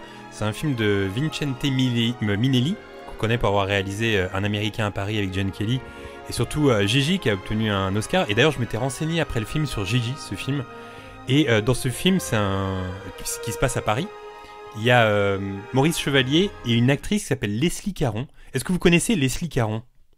Ah mais son Non, nom il ça me dit dit quelque rien. chose. Bah, c'est ça qui est fou, c'est qu'en fait, j'ai l'impression que peu de gens connaissent Leslie Caron, alors que Leslie Caron, elle a été nommée aux Oscars, elle a eu un Golden Globe, elle a fait une carrière à Hollywood, etc. Et elle est encore en vie aujourd'hui, c'est-à-dire que si vous croisez cette meuf dans la rue, eh ben vous ignorez qu'elle a joué dans Un Américain, dans Un Américain à Paris, Gigi, qu'elle a eu un Golden Globe, etc. Quoi. C'est assez fou, elle est encore là aujourd'hui et c'est une grande actrice.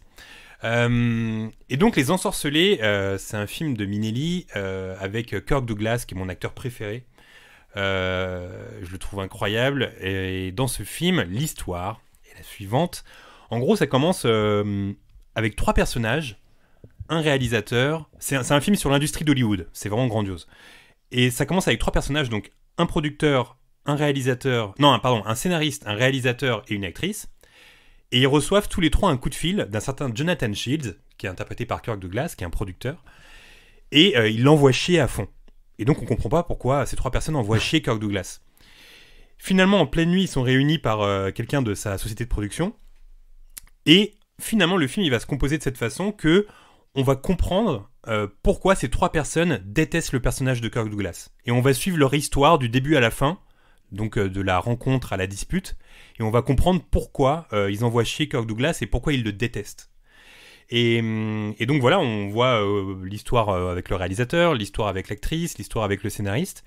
Et bah, le film, c'est un chef-d'œuvre. C'est grandiose, c'est hyper bien réalisé, c'est hyper bien interprété. Le mot est lâché. C'est brillant. Ouais, pour moi, c'est vraiment un chef-d'œuvre. Et puis voilà, Kirk Douglas est grandiose dedans. Et surtout, ce qui est bien, c'est que, alors, sans trop spoiler, ce qui est intéressant dans ce film, c'est que, en gros, le sujet principal, c'est comment on peut détester une personne, être amené à détester une personne, mais en même temps, continuer de l'adorer. Tu vois ? C'est qu'en fait, c'est une personne qui vous a fait un peu de mal, etc. Mais on a conscience que cette personne, bah, elle a été importante pour vous, et puis c'est pour ça que le film s'appelle Les Ensorcelés, c'est que cette personne vous ensorcelle un peu, qu'elle a encore un pouvoir d'attraction sur vous, en fait. Et voilà, et le film est extraordinaire, il a eu 5 Oscars, il est conservé aujourd'hui à la bibliothèque du Congrès et tout. C'est un film que je voulais voir depuis longtemps, parce que comme je vous l'ai dit, je suis un grand fan de Kirk Douglas, et c'était un des rares qui me manquait de sa filmographie glorieuse. Et voilà, j'ai trouvé ça formidable, et pour ce film, je lâche la note de 9 et demi, je sais pas, 9 sur 10. 9 et demi. Ah ouais, carrément. Allez, 9 sur 10. 9 sur 10, 9 sur 10. 9 sur 10 pour les Kirk Douglas ? Non, mon film préféré de Kirk Douglas, c'est un film qui s'appelle Ace in the Hole de Billy Wilder, qui est un super film. En gros, l'histoire, elle est... En gros, c'est un reporter qui est en mal de scoop, et un jour, il passe dans une petite ville, et en fait, il y a un type qui s'est coincé dans une mine, et impossible de le sortir de la mine. Et lui, il va voir ce type, et en fait, il a le moyen de le faire sortir, mais en fait, il fait durer le truc pour créer plusieurs scoops sur plusieurs jours, en fait. Donc, un vrai truc d'enculé. Et le film est vraiment bien... Donc voilà, c'est très cool. Il y a aussi un autre grand film de Kirk Douglas, si vous voulez un peu diguer sa filmographie, qui s'appelle Lonely Are the Brave, qui est extraordinaire. En gros, c'est un cow-boy qui vit comme à l'époque du cow-boy, mais dans une époque moderne. Donc qui se fait pas à la nouvelle société. Et voilà, c'est quel acteur, ce Kirk Douglas. Donc pour ce film, 9 sur 10, je vous le conseille à fond. Les Ensorcelés, c'est vraiment un grand classique. Bravo, belle note. Et donc voilà pour mon 4e film. Guillaume, ton dernier film, le 5e. Eh bien, mon dernier film, ce sera un film de 1965 d'un cinéaste archi connu dont je n'avais rien vu, à savoir Marco Bellocchio. Ah oui. Vous voyez Marco Bellocchio ? Je sais pas qui c'est, moi. Si, c'est un grand réalisateur italien. Ah, ok. Réalisateur Je italien, suis pas bon en notamment cinéma italien. dernièrement du film Le Traître, qui est sorti l'année dernière. Ah, ok, d'accord. Que j'ai adoré, Je qui était parle dans mon d'un film. classement 2019. Et ben que j'ai vu j'ai pas aussi vu d'ailleurs pendant le confinement. Et que Alors, j'ai t'as adoré, aimé ? Bah, voilà. Moi-même. Ouais, j'ai trouvé ça vraiment exceptionnel. que je vois Mais ça. là, je vous parle d'un autre film de Marco Bellocchio de 1965 qui s'appelle Les Poings dans les poches. Et Les Poings dans les poches, c'est sur une musique d'Ennio Morricone. Ah. Et je me disais, bon, comment je peux vous résumer ce film ? Du coup, j'ai regardé le résumé sur Wikipédia. Et quoi de mieux pour résumer un film que le Wikipédia ? Alors, vous allez comprendre un peu l'ambiance du film, qui est un film en noir et blanc. Écoutez ceci.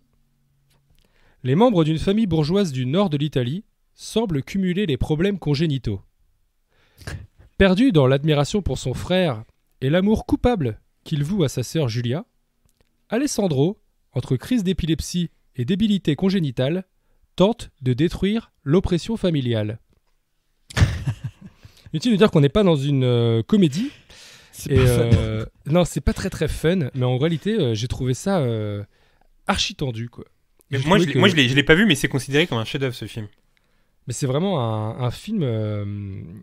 C'est vraiment une ambiance. En fait, après, je me suis renseigné un peu sur ce film et ce qui m'avait pas apparu. Enfin, j'y avais pas réfléchi, mais c'est-à-dire que c'est un film qui est considéré comme un film qui donne une sorte de point de départ sur mai 68, sur la révolte des jeunes, sur la jeunesse qui se dit bon, ça suffit.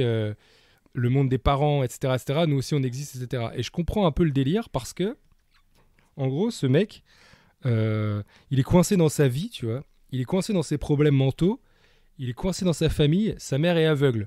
Son frère, il est arriéré mental. Il a connu aucune meuf, donc il est amoureux de sa sœur. Il n'y a que son frère qui réussit. Et son frère, il veut pas rester avec eux parce que voilà. Du coup, il se dit, bah, mon seul moyen de m'en sortir et de faire plaisir à mon frère, etc., c'est que mon frère, pour qu'il réussisse sa vie, parce que je l'admire à fond, faut pas qu'il reste avec nous. Donc moi, ce que je vais faire, c'est que je vais me débarrasser du reste de la famille. En gros, c'est ça la logique du gars. Donc c'est un peu glauque en vrai. C'est un film sur la folie, la famille, la place dans la société, etc. J'ai trouvé ça hyper, comme je disais, hyper tendu. Et c'est dû à l'interprétation de Lou Castel. Lou Castel dans le rôle principal du mec, qui est un acteur suédois et qui est vraiment incroyable quand il joue la tension, etc. Il y a beaucoup de scènes qui m'ont marqué. Il y a des images très fortes dans ce film. Mais du coup, c'est un Suédois italien ou il a dû apprendre l'italien pour le film, tu sais pas ? Ce qui est très bizarre, c'est un Suédois qui a un nom français, puisqu'il s'appelle Lou Castel. Ouais, c'est drôle. Et en fait, non, ouais, du coup, il parle en italien dans le film. Mais je sais pas comment vous résumer. C'est une ambiance très particulière et c'est assez glauque en réalité. J'ai adoré ce film. Ça a l'air feel good, ouais. Alors, c'est pas du tout feel good. Ouais. En fait, le truc, c'est passé de Mr. Rogers au poing dans les poches. Bon, bah là, c'est vraiment le contraire. Et alors, sur 10, combien les points dans les poches, alors, du coup ? Combien les points dans les poches je mettrais quand même. C'est délicat de. Ouais, comme tu le disais, c'est un peu écrit partout. C'est vendu comme un chef-d'œuvre. En fait, c'est une œuvre méconnue de Marco Bellocchio qui a été. Genre, je crois qu'on avait perdu un peu ce film, qu'on l'a retrouvé, qu'on l'a restauré, qu'on l'a ressorti. Je suis obligé de mettre. Sachant que j'ai mis un 7 à Cujo. En fait, Cujo, ça te brouille tes trucs, en fait. Ah ouais, la première note, elle m'a tué. J'ai mis un 8 à Eternity's Gate, c'est quand même mieux. Je vais mettre un 8,5 ou un 9. Je vais mettre un 9. Allez, mais alors, du coup, si tu pouvais revenir en arrière, tu mettrais combien à Cujo, alors ? Non, mais Cujo, je suis obligé de le laisser à 7. Non, mais j'ai trouvé ça bien, Cujo. Non, mais on aime Cujo. On aime Cujo. En fait, j'ai regardé toute la liste et je me suis dit... En fait, voilà, j'ai vu une 50aine de films pendant ce truc, plus des séries, plus des machins, comme je vous disais. Et je me suis dit, tiens, je vais prendre un film un peu de chaque style. Un truc que j'ai aimé, un truc que j'ai pas aimé, un truc improbable, un truc plus vieux, un truc plus sérieux, un truc machin. Ouais. Et du coup, c'est délicat de les comparer. Tu vas pas comparer Les Poings dans les poches et Cujo, mais en réalité, Les Poings dans les poches, c'est quand même marquant comme film. C'est très marquant. Voilà. Donc, combien alors, du coup ? 9 ? Allez, je vais mettre un 9. On a 2 9, c'est pas mal. Hein. On a 2 9 dans la liste. Très bonne note. T'avais d'autres choses à dire sur Les Poings dans les poches ou pas ? Eh bien écoute, non, je vous encourage à aller le voir du coup ça m'a donné envie de voir un peu le reste de la filmographie de Marco Bellocchio, parce que bon, Les Poings dans les poches, je trouvais ça super, Le Traître, je trouvais ça super, et voilà, il n'y a pas de mal à commencer à s'intéresser à un réalisateur qu'on ne connaît pas, quand on est un peu vieux, mais pourquoi pas. Et d'ailleurs les mecs, à la fin on va faire un petit jeu, c'est qu'on va se dire chacun le film de l'autre qui nous chauffe le plus, dans tout ce qu'on a dit. Ah bien ça. Ah, donc on terminera le podcast comme ça. Aurélien, ton dernier film, ton 5e film. Mon 5e film, c'est encore un réalisateur que j'aime bien mais qui n'est pas très cité. C'est un film de Ron Shelton. Ron Shelton, c'est un mec qui a fait énormément de films autour du sport. Bien sûr, moi, vu que je suis passionné de baseball, bah oui, forcément. Il y a un film qu'il a fait qui m'a vraiment plu et que je pense que je lui aurais mis un 9, c'est Bull Durham avec Kevin Costner et Tim Robbins et Susan ça Sarandon. C'est un 9 orienté, hein, parce que t'es vraiment un gros fan du film. Ouais, je l'adore, mais en même temps je l'ai revu et je l'adore toujours, tu vois. Je trouve que tout est bien écrit, que la photo est belle, que le trio d'acteurs est vraiment bien foutu et le portrait du baseball qu'il y a dedans, c'est assez fou. Tu vois, moi, Ron Shelton, je l'adore pour Les Blancs ne savent pas sauter. Bien sûr, il y a ça, il y a aussi Blue Chips avec sur le basket, avec Shaquille O'Neal et Nick Nolte qui joue une sorte d'entraîneur complètement fou, un bon Gary. Avec Shaquille O'Neal, il y a Shazam aussi, je sais pas si vous voyez. Ah ouais, ça c'est pas mal. Et il a fait aussi Dark Blue, Ron Shelton, un très bon film avec Kurt Russell, bon bien sûr vu que c'est Kurt Russell j'aime bien, qui parle des émeutes en 92 à Los Angeles, un flic pourri qui se retrouve en plein milieu des émeutes, c'est assez fort. Bref, c'est pas du tout les films dont je voulais vous parler. C'est un autre sport qu'a traité Ron Shelton dans un film, encore avec Kevin Costner, et qui a un peu le même traitement que Bull Durham en vrai. C'est un mélange de comédie romantique et de film de sport. Ça s'appelle Tin Cup. Yes. Et c'est un film sur le golf. Et dans ce film, si je dis pas bêtise, je crois qu'il y a René Russo que j'adore. Exactement, j'allais en parler. C'est que René Russo, en vrai, on en parle peu, alors que c'était une actrice hyper importante dans les années 90. Elle a fait plusieurs films. L'Arme fatale. Voilà. Toi, c'est bien sûr, je sais que c'est pour l'Arme fatale 3, toi, elle est dans le 4 aussi, je crois, non ouais, elle est dans le 4 aussi. Mais on la voit moins que dans le 3. Ok, parce qu'elle joue quel personnage au final? C'est la copine de Mel Gibson, de Martin Riggs. Ouais, c'est ça. Ouais. Je voulais pas me planter, mais c'était la meuf de Martin Riggs. Et elle a joué aussi dans des films de baseball, dans Major League, avec qui s'appelle Les Indiens, je crois. Ouais. Et puis elle a aussi joué dans un film que j'adore, je crois que c'est Richard Donner, si je dis pas de bêtises, c'est La Rançon, encore avec Mel Gibson. Et exactement. Ouais. Putain, encore Mel Gibson. Ouais. Et elle a joué aussi dans L'Affaire Thomas Crown, avec Bah, la version de Pierce Brosnan. Bah ouais, mais moi, figure-toi que durant ce confinement, j'ai vu la version avec Steve McQueen. Et, C'est bien, et là, ouais, c'est super, j'ai adoré. Et là où il y a un point commun aussi, c'est que le mec qui a écrit le Thomas Crown version Steve McQueen, c'est Richard Price. Et Richard Price, il a aussi écrit le scénario de La Rançon, justement. Donc il y a une sorte de pont comme putain, ça. Tu vois. c'est génial. Un pont René Russo. C'est fou ça. Et pour tout vous dire, quand j'étais en vacances en Martinique, j'avais vu sur la maison à la fin dans L'Affaire Thomas Crown de Pierce Brosnan et René Russo. Voilà. Ok. Voilà, ça va pas du tout dans l'esprit du film dont je vais vous parler, qui s'appelle Tin Cup, donc, qui est un film sur le golf, où Kevin Costner joue le personnage qui s'appelle Tin Cup, qui est une sorte de grand génie du golf, mais raté, parce que là actuellement il gère une sorte de practice dans le Texas, un practice au milieu du désert complètement pourri. Personne va le voir, à part René Russo, qui vient le voir en lui disant « Je sais que tu es le plus grand spécialiste du golf, et j'ai envie que tu m'apprennes. » Et au fur et à mesure, il apprend qu'elle est psychologue. Et il tombe amoureux d'elle, bien entendu. Et il s'avère qu'elle est amoureuse d'un autre golfeur qui est l'ennemi juré de Kevin Costner, Tin Cup, qui est joué par Don Johnson. Ah oui, Miami Don Vice. Johnson de Deux flics à Miami. Et qui a vraiment un rôle de pur connard dans ce film, qui est en fait le golfeur qui a réussi et qui avait moins de talent que Kevin Costner, mais qui a un petit peu moins le côté, on va dire, joueur, et le côté un peu brûle-tout de notre ami Kevin Costner, Tin Cup. En fait, le grand truc de Tin Cup, c'est que quand il voit un coup injouable, il se dit que pour la beauté du jeu, vaut mieux tester ce coup. C'est un et puriste. réussir. Ouais, voilà. Et en fait, c'est un film sur la philosophie du golf, tu vois.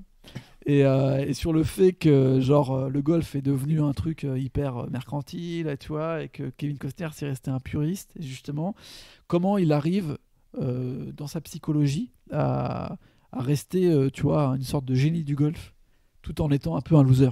Je trouve ça dommage qu'on voit plus vraiment Kevin Costner aujourd'hui. Bah, surtout que là, dans ce genre de rôle, il est juste incroyable, tu vois. Parce qu'il joue vraiment l'américain, tu vois. L'américain des années 80. Finalement, il a fait plein des rôles de sport, lui. Enfin, des films de sport, Kevin Costner. Mais ouais, en fait, je crois que c'est le mec qui a joué le plus de rôles de baseball, déjà. Parce qu'il joue aussi dans For the Love of the Game, avec Susan Sarandon. le film de Sam Raimi. Donc, c'est complètement psychopathe que de jouer autant. Le dernier film où je l'ai vu, c'est le film, tu sais, où c'est ces trois femmes à la NASA, là. Comment il s'appelle ce film? Ah ouais, il joue un bon rôle d'ailleurs. Ah, j'ai Comment pas vu. ce truc? C'est le dernier film où je l'ai vu, j'ai oublié le nom. Moi, la dernière fois que je l'ai vu, c'est quand c'était le père de Superman dans les. Ah oui, aussi. Ouais, voilà. Ah oui, Dans exact. les Superman, les derniers. Mais oui, je l'ai pas vu le Et film toi dont tu parles, Guillaume, avec les trois meufs à la NASA. Et tu vois, il a joué dans Désolé. 5 films sur la baseball, en tout. Il a joué dans Field of Dreams, For the Love of the Game, Chasing Dreams, Bull Durham et The Upside of Anger. C'est En gros, ouf. c'est ma légende. C'est ma légende. C'est Bah ouais. Incroyable. c'est le mec qui représente le baseball au cinéma, tu vois. Et en fait, il a ce truc, tu sais, de un peu mélange de nostalgie et de, tu sais, il représente l'américain moyen, tu vois, mais un peu stylé. Américain Et, moyen, dans- mais beau gosse quand même. Ouais, c'est ça. Et en fait, tu sais qu'elle est précepte un peu de, tu sais, de la famille américaine, un peu. Tu vois. C'est-à-dire que le mec qui est un peu un loser, mais qu'en même temps qui a un American way of life, et en fait, tout le monde le kiffe pour son côté un peu, tu sais, libre. Enfin, tu vois, et ça, Ron Shelton, il sait très bien les écrire. C'est-à-dire qu'il arrive à mélanger des discours un peu cucu à la praline entre René Russo et Kevin Costner, et une bataille avec donc Don Johnson pour la fille, tu vois. Et en même temps, c'est assez beau, tu vois, ce côté tu sais, perdant magnifique. Moi, j'aime bien ce genre de mec. Il y a notamment une scène où, en gros, il va retourner à l'US Open et on se rend compte qu'il est toujours aussi fort. Et il y a une scène où il essaye de passer un lac pendant l'US Open. Tu sais, il y a genre une grosse étendue d'eau avant le dernier trou, le 18e. Et en fait, l'US Open, ça se joue sur 3 jours à la suite. Donc, tu refais 3 fois le même trou. Et 3 fois le même parcours, donc 3 fois le trou de 18. Et 3 jours de suite, il essaye de passer sans passer sur le côté, donc passer à travers le lac, et à chaque fois il la fout dans la flotte. Donc tout le monde lui dit bah mec, son caddie arrête pas de lui dire mec, t'arrêtes pas de la foutre dans la flotte, arrête, tu vois. Et il dit ouais t'as raison, je vais la jouer sécure. Dernier jour, il est premier, il est devant tout le monde. Personne sait qui c'est un mec, tout le monde dit mais c'est un clochard, il a jamais joué en pro depuis 10 ans et il est premier de l'US Open, tu vois. C'est relou quand on dit de toi que t'es un clochard. Ouais, de ouf. Moi, ça m'est déjà arrivé. Caravane, mec. Il habite dans une caravane, il boit l'eau de la piscine. C'est vraiment un clochard. C'est n'importe quoi. Et bien sûr, il teste son putain de coup et il le met dans la flotte. Et il le met dans la flotte 12 fois. Ok. 12 fois. et en fait, la scène, elle est incroyable. Parce que, genre, tu vois le regard de Kevin Costner. En fait, il renonce à gagner l'US Open parce que pour lui, c'est plus fort de faire ce coup, tu vois. Ouais. C'est-à-dire que c'est le truc de sa vie. C'est genre, il peut gagner l'US Open, tu vois. Il fait juste un coup normal, ce qu'il a fait pendant 10 ans, 20 ans, ce qu'il sait faire, et il gagne l'US Open, et c'est le vainqueur, et il gagne tout, tu vois. Alors, et non. La question étant, est-ce que tu vas mettre 9 à ce film ? Non, c'est pas possible, parce qu'en vrai, déjà, c'est moins bien que Bull Durham. C'est moins bien filmé, c'est un petit peu les mêmes préceptes. Ce qui est juste cool, c'est qu'il a remplacé le baseball par le golf. Et c'est cool de voir le prisme du golf aux États-Unis, qui est vraiment un sport à part, tu vois. Enfin, l'US Open, c'est un vrai truc. Moi, j'ai aussi une marotte pour les films de golf, y compris La Légende de Bagger Vance. Je pourrais en parler pendant très longtemps. Mais il y a un côté un peu de combat, aussi. En fait, bon, Caddyshack, c'est plus une comédie, donc il y a moins ce côté-là. Mais dans les films qui parlent vraiment on va dire, du golf et du parcours un peu sportif du golf, il y a toujours ce truc de ce combat contre soi-même. C'est quoi ce film où Will Smith il joue un golfeur là ? Bah c'est ça. Ah c'est ça. Ok, d'accord, très bien. Avec aussi Matt Damon qui joue justement un mec qui revient de la guerre et qui est censé être un génie du golf mais qui arrive plus à jouer parce qu'il est perturbé par ce qu'il a vu pendant la guerre, tu vois. Bon. Et en gros, il est avec Charlize Theron et tout ça. Enfin bref, je peux aussi en parler. Alors du coup sur 10 alors. Bah je mets un 8. Ah 8 quand même. C'est un bon 8. Bon. Mais en vrai, Bull Durham, je mets 9. Très bien, bon. Arrive donc le dernier film, un film que j'ai revu durant ce confinement, que je trouve extraordinaire, c'est Délivrance, film sorti en 1972, réalisé par John Boorman. Et John Boorman, encore une fois, c'est un réalisateur que le grand public connaît pas forcément. Il a réalisé un film qui s'appelle Excalibur dans les années 80, qui était assez cool à regarder quand on est petit. Ah ouais. Et il a surtout réalisé un film qui s'appelle Zardoz. Et pour ceux qui connaissent pas Zardoz, c'est un film très bizarre. Sean Connery. Exactement. C'est un film de science-fiction avec un Sean Connery qui a un costume improbable. Ça fait hyper cheap. Voilà, je vous conseille de taper Zardoz sur Google parce que c'est très étrange. Ouais, c'est incroyable. Ouais, très bizarre. Et du coup, ce film, c'est l'histoire de quatre citadins, 4 hommes d'affaires qui décident de descendre une rivière avec 2 canoës. Parce que cette rivière va être recouverte, d'ailleurs une petite ville va être recouverte par la création d'un barrage, donc la ville va être inondée. Et pour profiter une dernière fois de cette rivière un peu sauvage, parce qu'il y en a de moins en moins aux États-Unis, ils décident de la descendre. C'est un peu aventureux parce que les mecs sont pas forcément des pros du canoë. Et donc voilà. Et dans cette ville, enfin à côté de la rivière, il y a une sorte de petit village. Et dans ce petit village, il y a que des consanguins en fait, avec des têtes un peu ambiance la colline à des yeux quoi. Les mecs font vraiment flipper quoi. Et donc voilà, et finalement, j'ai pas vraiment envie de spoiler, mais il se passe un truc avec ces consanguins, et là, le film part un peu en couille, et la descente de la rivière devient de plus en plus compliquée. C'est un film avec Burt Reynolds, qui est incroyable de charisme dans le film, Jon Voight, qui est très très bon aussi, et dans ce film, il y a également Ronny Cox, et pour ceux qui connaissent pas Ronny Cox, je suis sûr que vous l'avez déjà vu visuellement. Ronny Cox, il a l'habitude de jouer les méchants pour Paul Verhoeven, parce que c'est le président de l'OCP dans Robocop. Ah. Et puis c'est aussi le président de je sais plus quoi dans Total Recall sur Mars, je sais plus comment s'appelle cette compagnie. Il a aussi joué le commissaire dans Le Flic de Beverly Hills. Donc voilà, donc c'est un mec. C'est que des gueules de méchants quand même. Hein. Ouais, même si dans Beverly Hills il est un petit peu gentil. Ouais, il est plus cool. Et dans le film, il est également très gentil. Donc quand on a l'habitude de le voir en mode hyper méchant dans Total Recall et dans Robocop, ça fait bizarre de le voir méga gentil dans Délivrance. Et voilà, Délivrance, c'est un film d'une incroyable tension. Ouais, Guillaume. Délivrance, je pense que la plupart des gens ils doivent connaître la scène culte du banjo avec l'enfant. Oui. Ouais. Et si vous connaissez pas ça, faut quand même la regarder. Elle est incroyable. Et cet enfant, il fait flipper. On peut pas le raconter. Il fait flipper. Il fait flipper. Et tu fais bien d'en parler, Guillaume, parce que cette scène, figure-toi qu'elle était improvisée. elle n'était pas prévue. C'est-à-dire qu'en fait, John Boorman filmait, et cette scène, avec donc justement Ronny Cox, le personnage de méchant de Verhoeven dans Robocop et tout, commence à jouer de la guitare, et il y a un petit qui lui répond au banjo. Et finalement, les deux, ils se mettent à jouer un morceau qui est devenu après culte, suite à la sortie du film, et cette scène n'était pas prévue à la base, ça qui est assez drôle. Et dans Délivrance, il y a un tout petit budget, parce que je crois que c'est Warner qui produit, mais il croyait pas vraiment au film, donc du coup c'est John Boorman qui a dû être aussi producteur du film, donc filmé avec un petit budget, il n'y avait pas d'assurance sur le film, et c'est Jon Voight lui-même qui escalade une falaise sans protection, c'est assez incroyable. Il y a Burt Reynolds qui s'est cassé le coccyx durant le tournage du film, il y a Ned Beatty, un des 4 acteurs qui descend en canoë, qui a failli se noyer, qui est resté 30 secondes sous l'eau, qui a failli mourir durant le film. Et moi, en voyant le film, je sais pas si vous l'avez vu, Guillaume, oui, tu l'as vu Aurélien? Ouais, je l'ai vu. Non, moi, en fait, je confonds avec un autre film de Walter Hill qui s'appelle Sans Retour. Bah non, c'est pas ça, mais tu adorerais vraiment, Délivrance. Je pense. Et en fait, dans Délivrance, il y a un côté où, je sais pas si ça te l'a fait, Guillaume, mais quand tu vois ce film, tu te dis, en fait, ça te décourage de devenir réalisateur. Parce que quand tu regardes ce film, tu te dis, ça devait être tellement dur à tourner. Parce qu'en fait, il tourne dans des vrais rapides, dans des rocheuses, etc. et tout. Et tourner ce genre de films comme Fitzcarraldo de Werner Herzog, etc., qui étaient des tournages incroyables et improbablement difficiles. Quand tu regardes ça, tu te dis, c'est trop dur d'être réalisateur, quoi. Parce que comment on fait pour réaliser ce film-là, en fait? Je suis d'accord avec toi, et ça m'arrive pour tous les films, en fait. Ouais. Sauf pour le film de l'université auquel t'as mis 2. Ouais, mais tu sais, je me dis, t'imagines. Enfin, la dernière fois, je me suis dit ça. Je me suis dit, t'imagines, tu travailles sur un projet pendant 5 ans, tu vois. Et tu sais, tu mets tout ton cœur. Quand t'entends les aléas de tournage à chaque fois, je me dis, non, mais faut c'est vraiment dur, avoir une foi incroyable. Waouh. Mais tu sais que j'avais lu un interview d'un réalisateur récemment, un grand réalisateur, je crois que c'était Tarkovsky. Je sais plus si c'est Tarkovsky ou Kubrick. Mais je crois que c'est Tarkovsky. Et en fait, Tarkovsky disait... Oui, c'est ça, c'est Tarkovsky. Et en gros, il disait, les gens, ils se rendent pas compte, mais réaliser un film, ça te vide. Vraiment, quand tu te mets à fond dans le film. Hein. C'est-à-dire que quand tu prends 3 ans de ta vie pour le réaliser, pour l'écrire, pour le produire, pour le tourner, etc., trouver les acteurs, machin et tout. Et en fait, ça te vide. Et il disait, les gens se rendent pas compte à quel point c'est hyper difficile. C'est un métier surtout lui, hyper compliqué. Lui, il est tellement méticuleux en plus. C'est ça, voilà. Il prend la tête sur absolument tout. Oui, je parle vraiment des gens méticuleux qui se disent, ok, il faut que le film il soit parfait. Tu sais, les gens qui, comme Kubrick, recherchent la perfection dans leur film.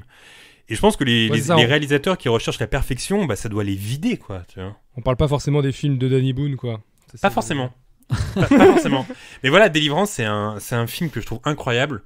Je mets la note de 8,5 sur 10 pour Délivrance. C'est un classique, hein. C'est vraiment un classique. Ah non, mais c'est un super film. Et c'est le genre de film, en plus, qui date de 72 et qui n'a pas vieilli.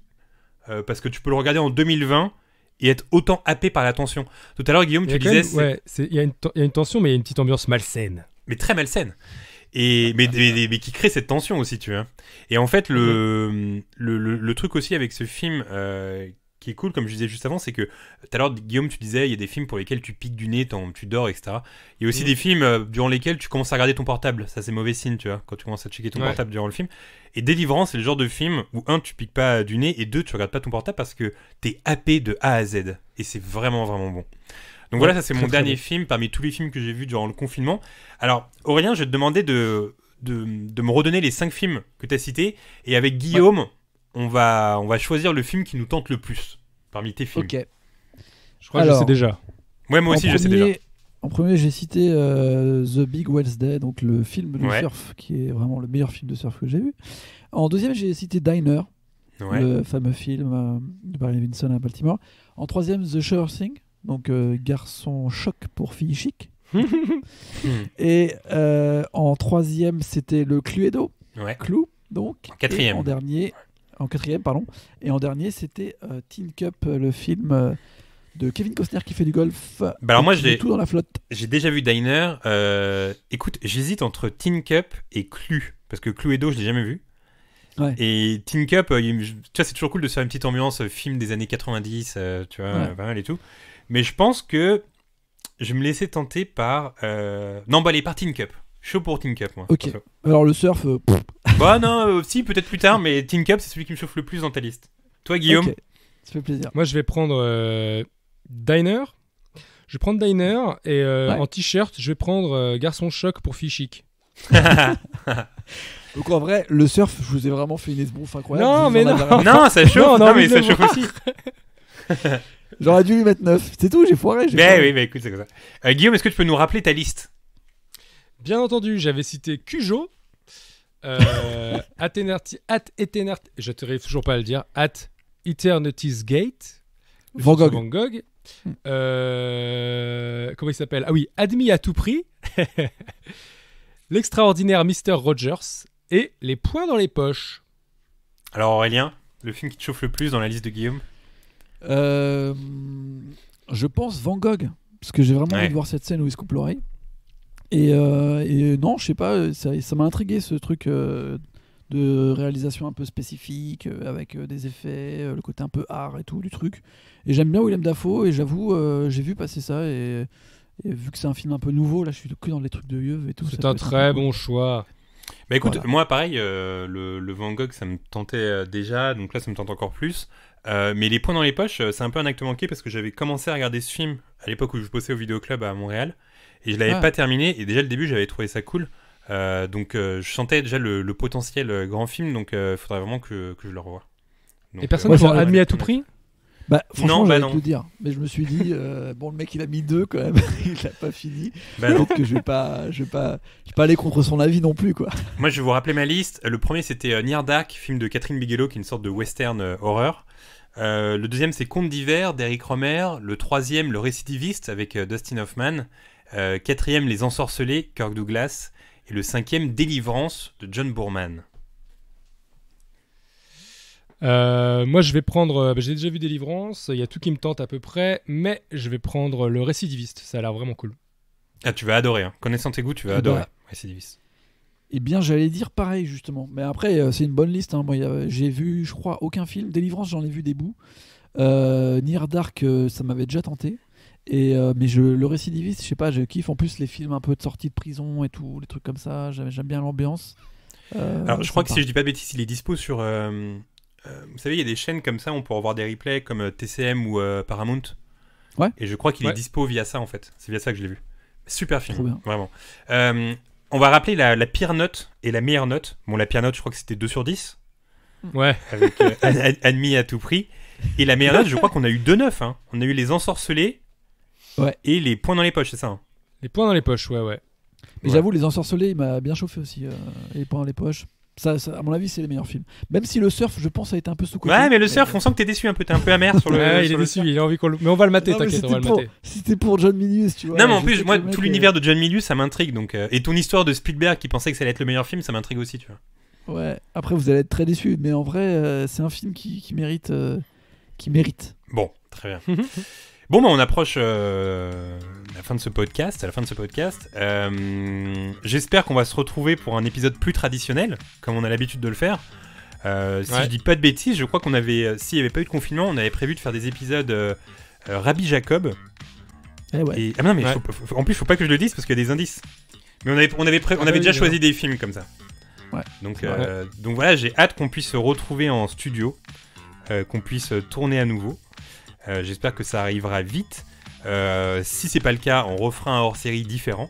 On va essayer quand même de sortir des podcasts. C'est moins évident parce que c'est un peu galère, faut qu'on s'appelle via WhatsApp, ça capte pas forcément bien. On sait pas si le micro il va bien marcher, etc. Donc il y a plein de petits Aïe, trucs comme aïe, ça. aïe. On croise les doigts, On croise les doigts. Parce que comme je l'ai dit en off, s'il s'avère qu'un des 3 micros a pas marché, je sais pas si j'aurai la force de le refaire. Je vous le cache pas. Se redire les mêmes trucs et tout, c'est un peu délire, même si je vous adore et tout, c'est un peu délire. Ouais. Donc voilà, c'est la fin de ce podcast. Nous, on se retrouve bientôt. Et puis, n'hésitez pas à checker les 15 films dont on a parlé, parce qu'en vrai, sur les 15 films, il y a quand même, du lourd, quand même, Ah oui, il y a du Ouais, lourd. je pense. Ouais. dans ce qu'on a dit. Et sachez qu'en description, vous trouverez toutes les informations sur ces 15 films via leur fiche We Love Cinema. Donc voilà, salut les mecs, nous on se retrouve bientôt. Et puis voilà, c'est tout, en fait. Hein, ciao à tous. Salut. Allez, salut. Ciao.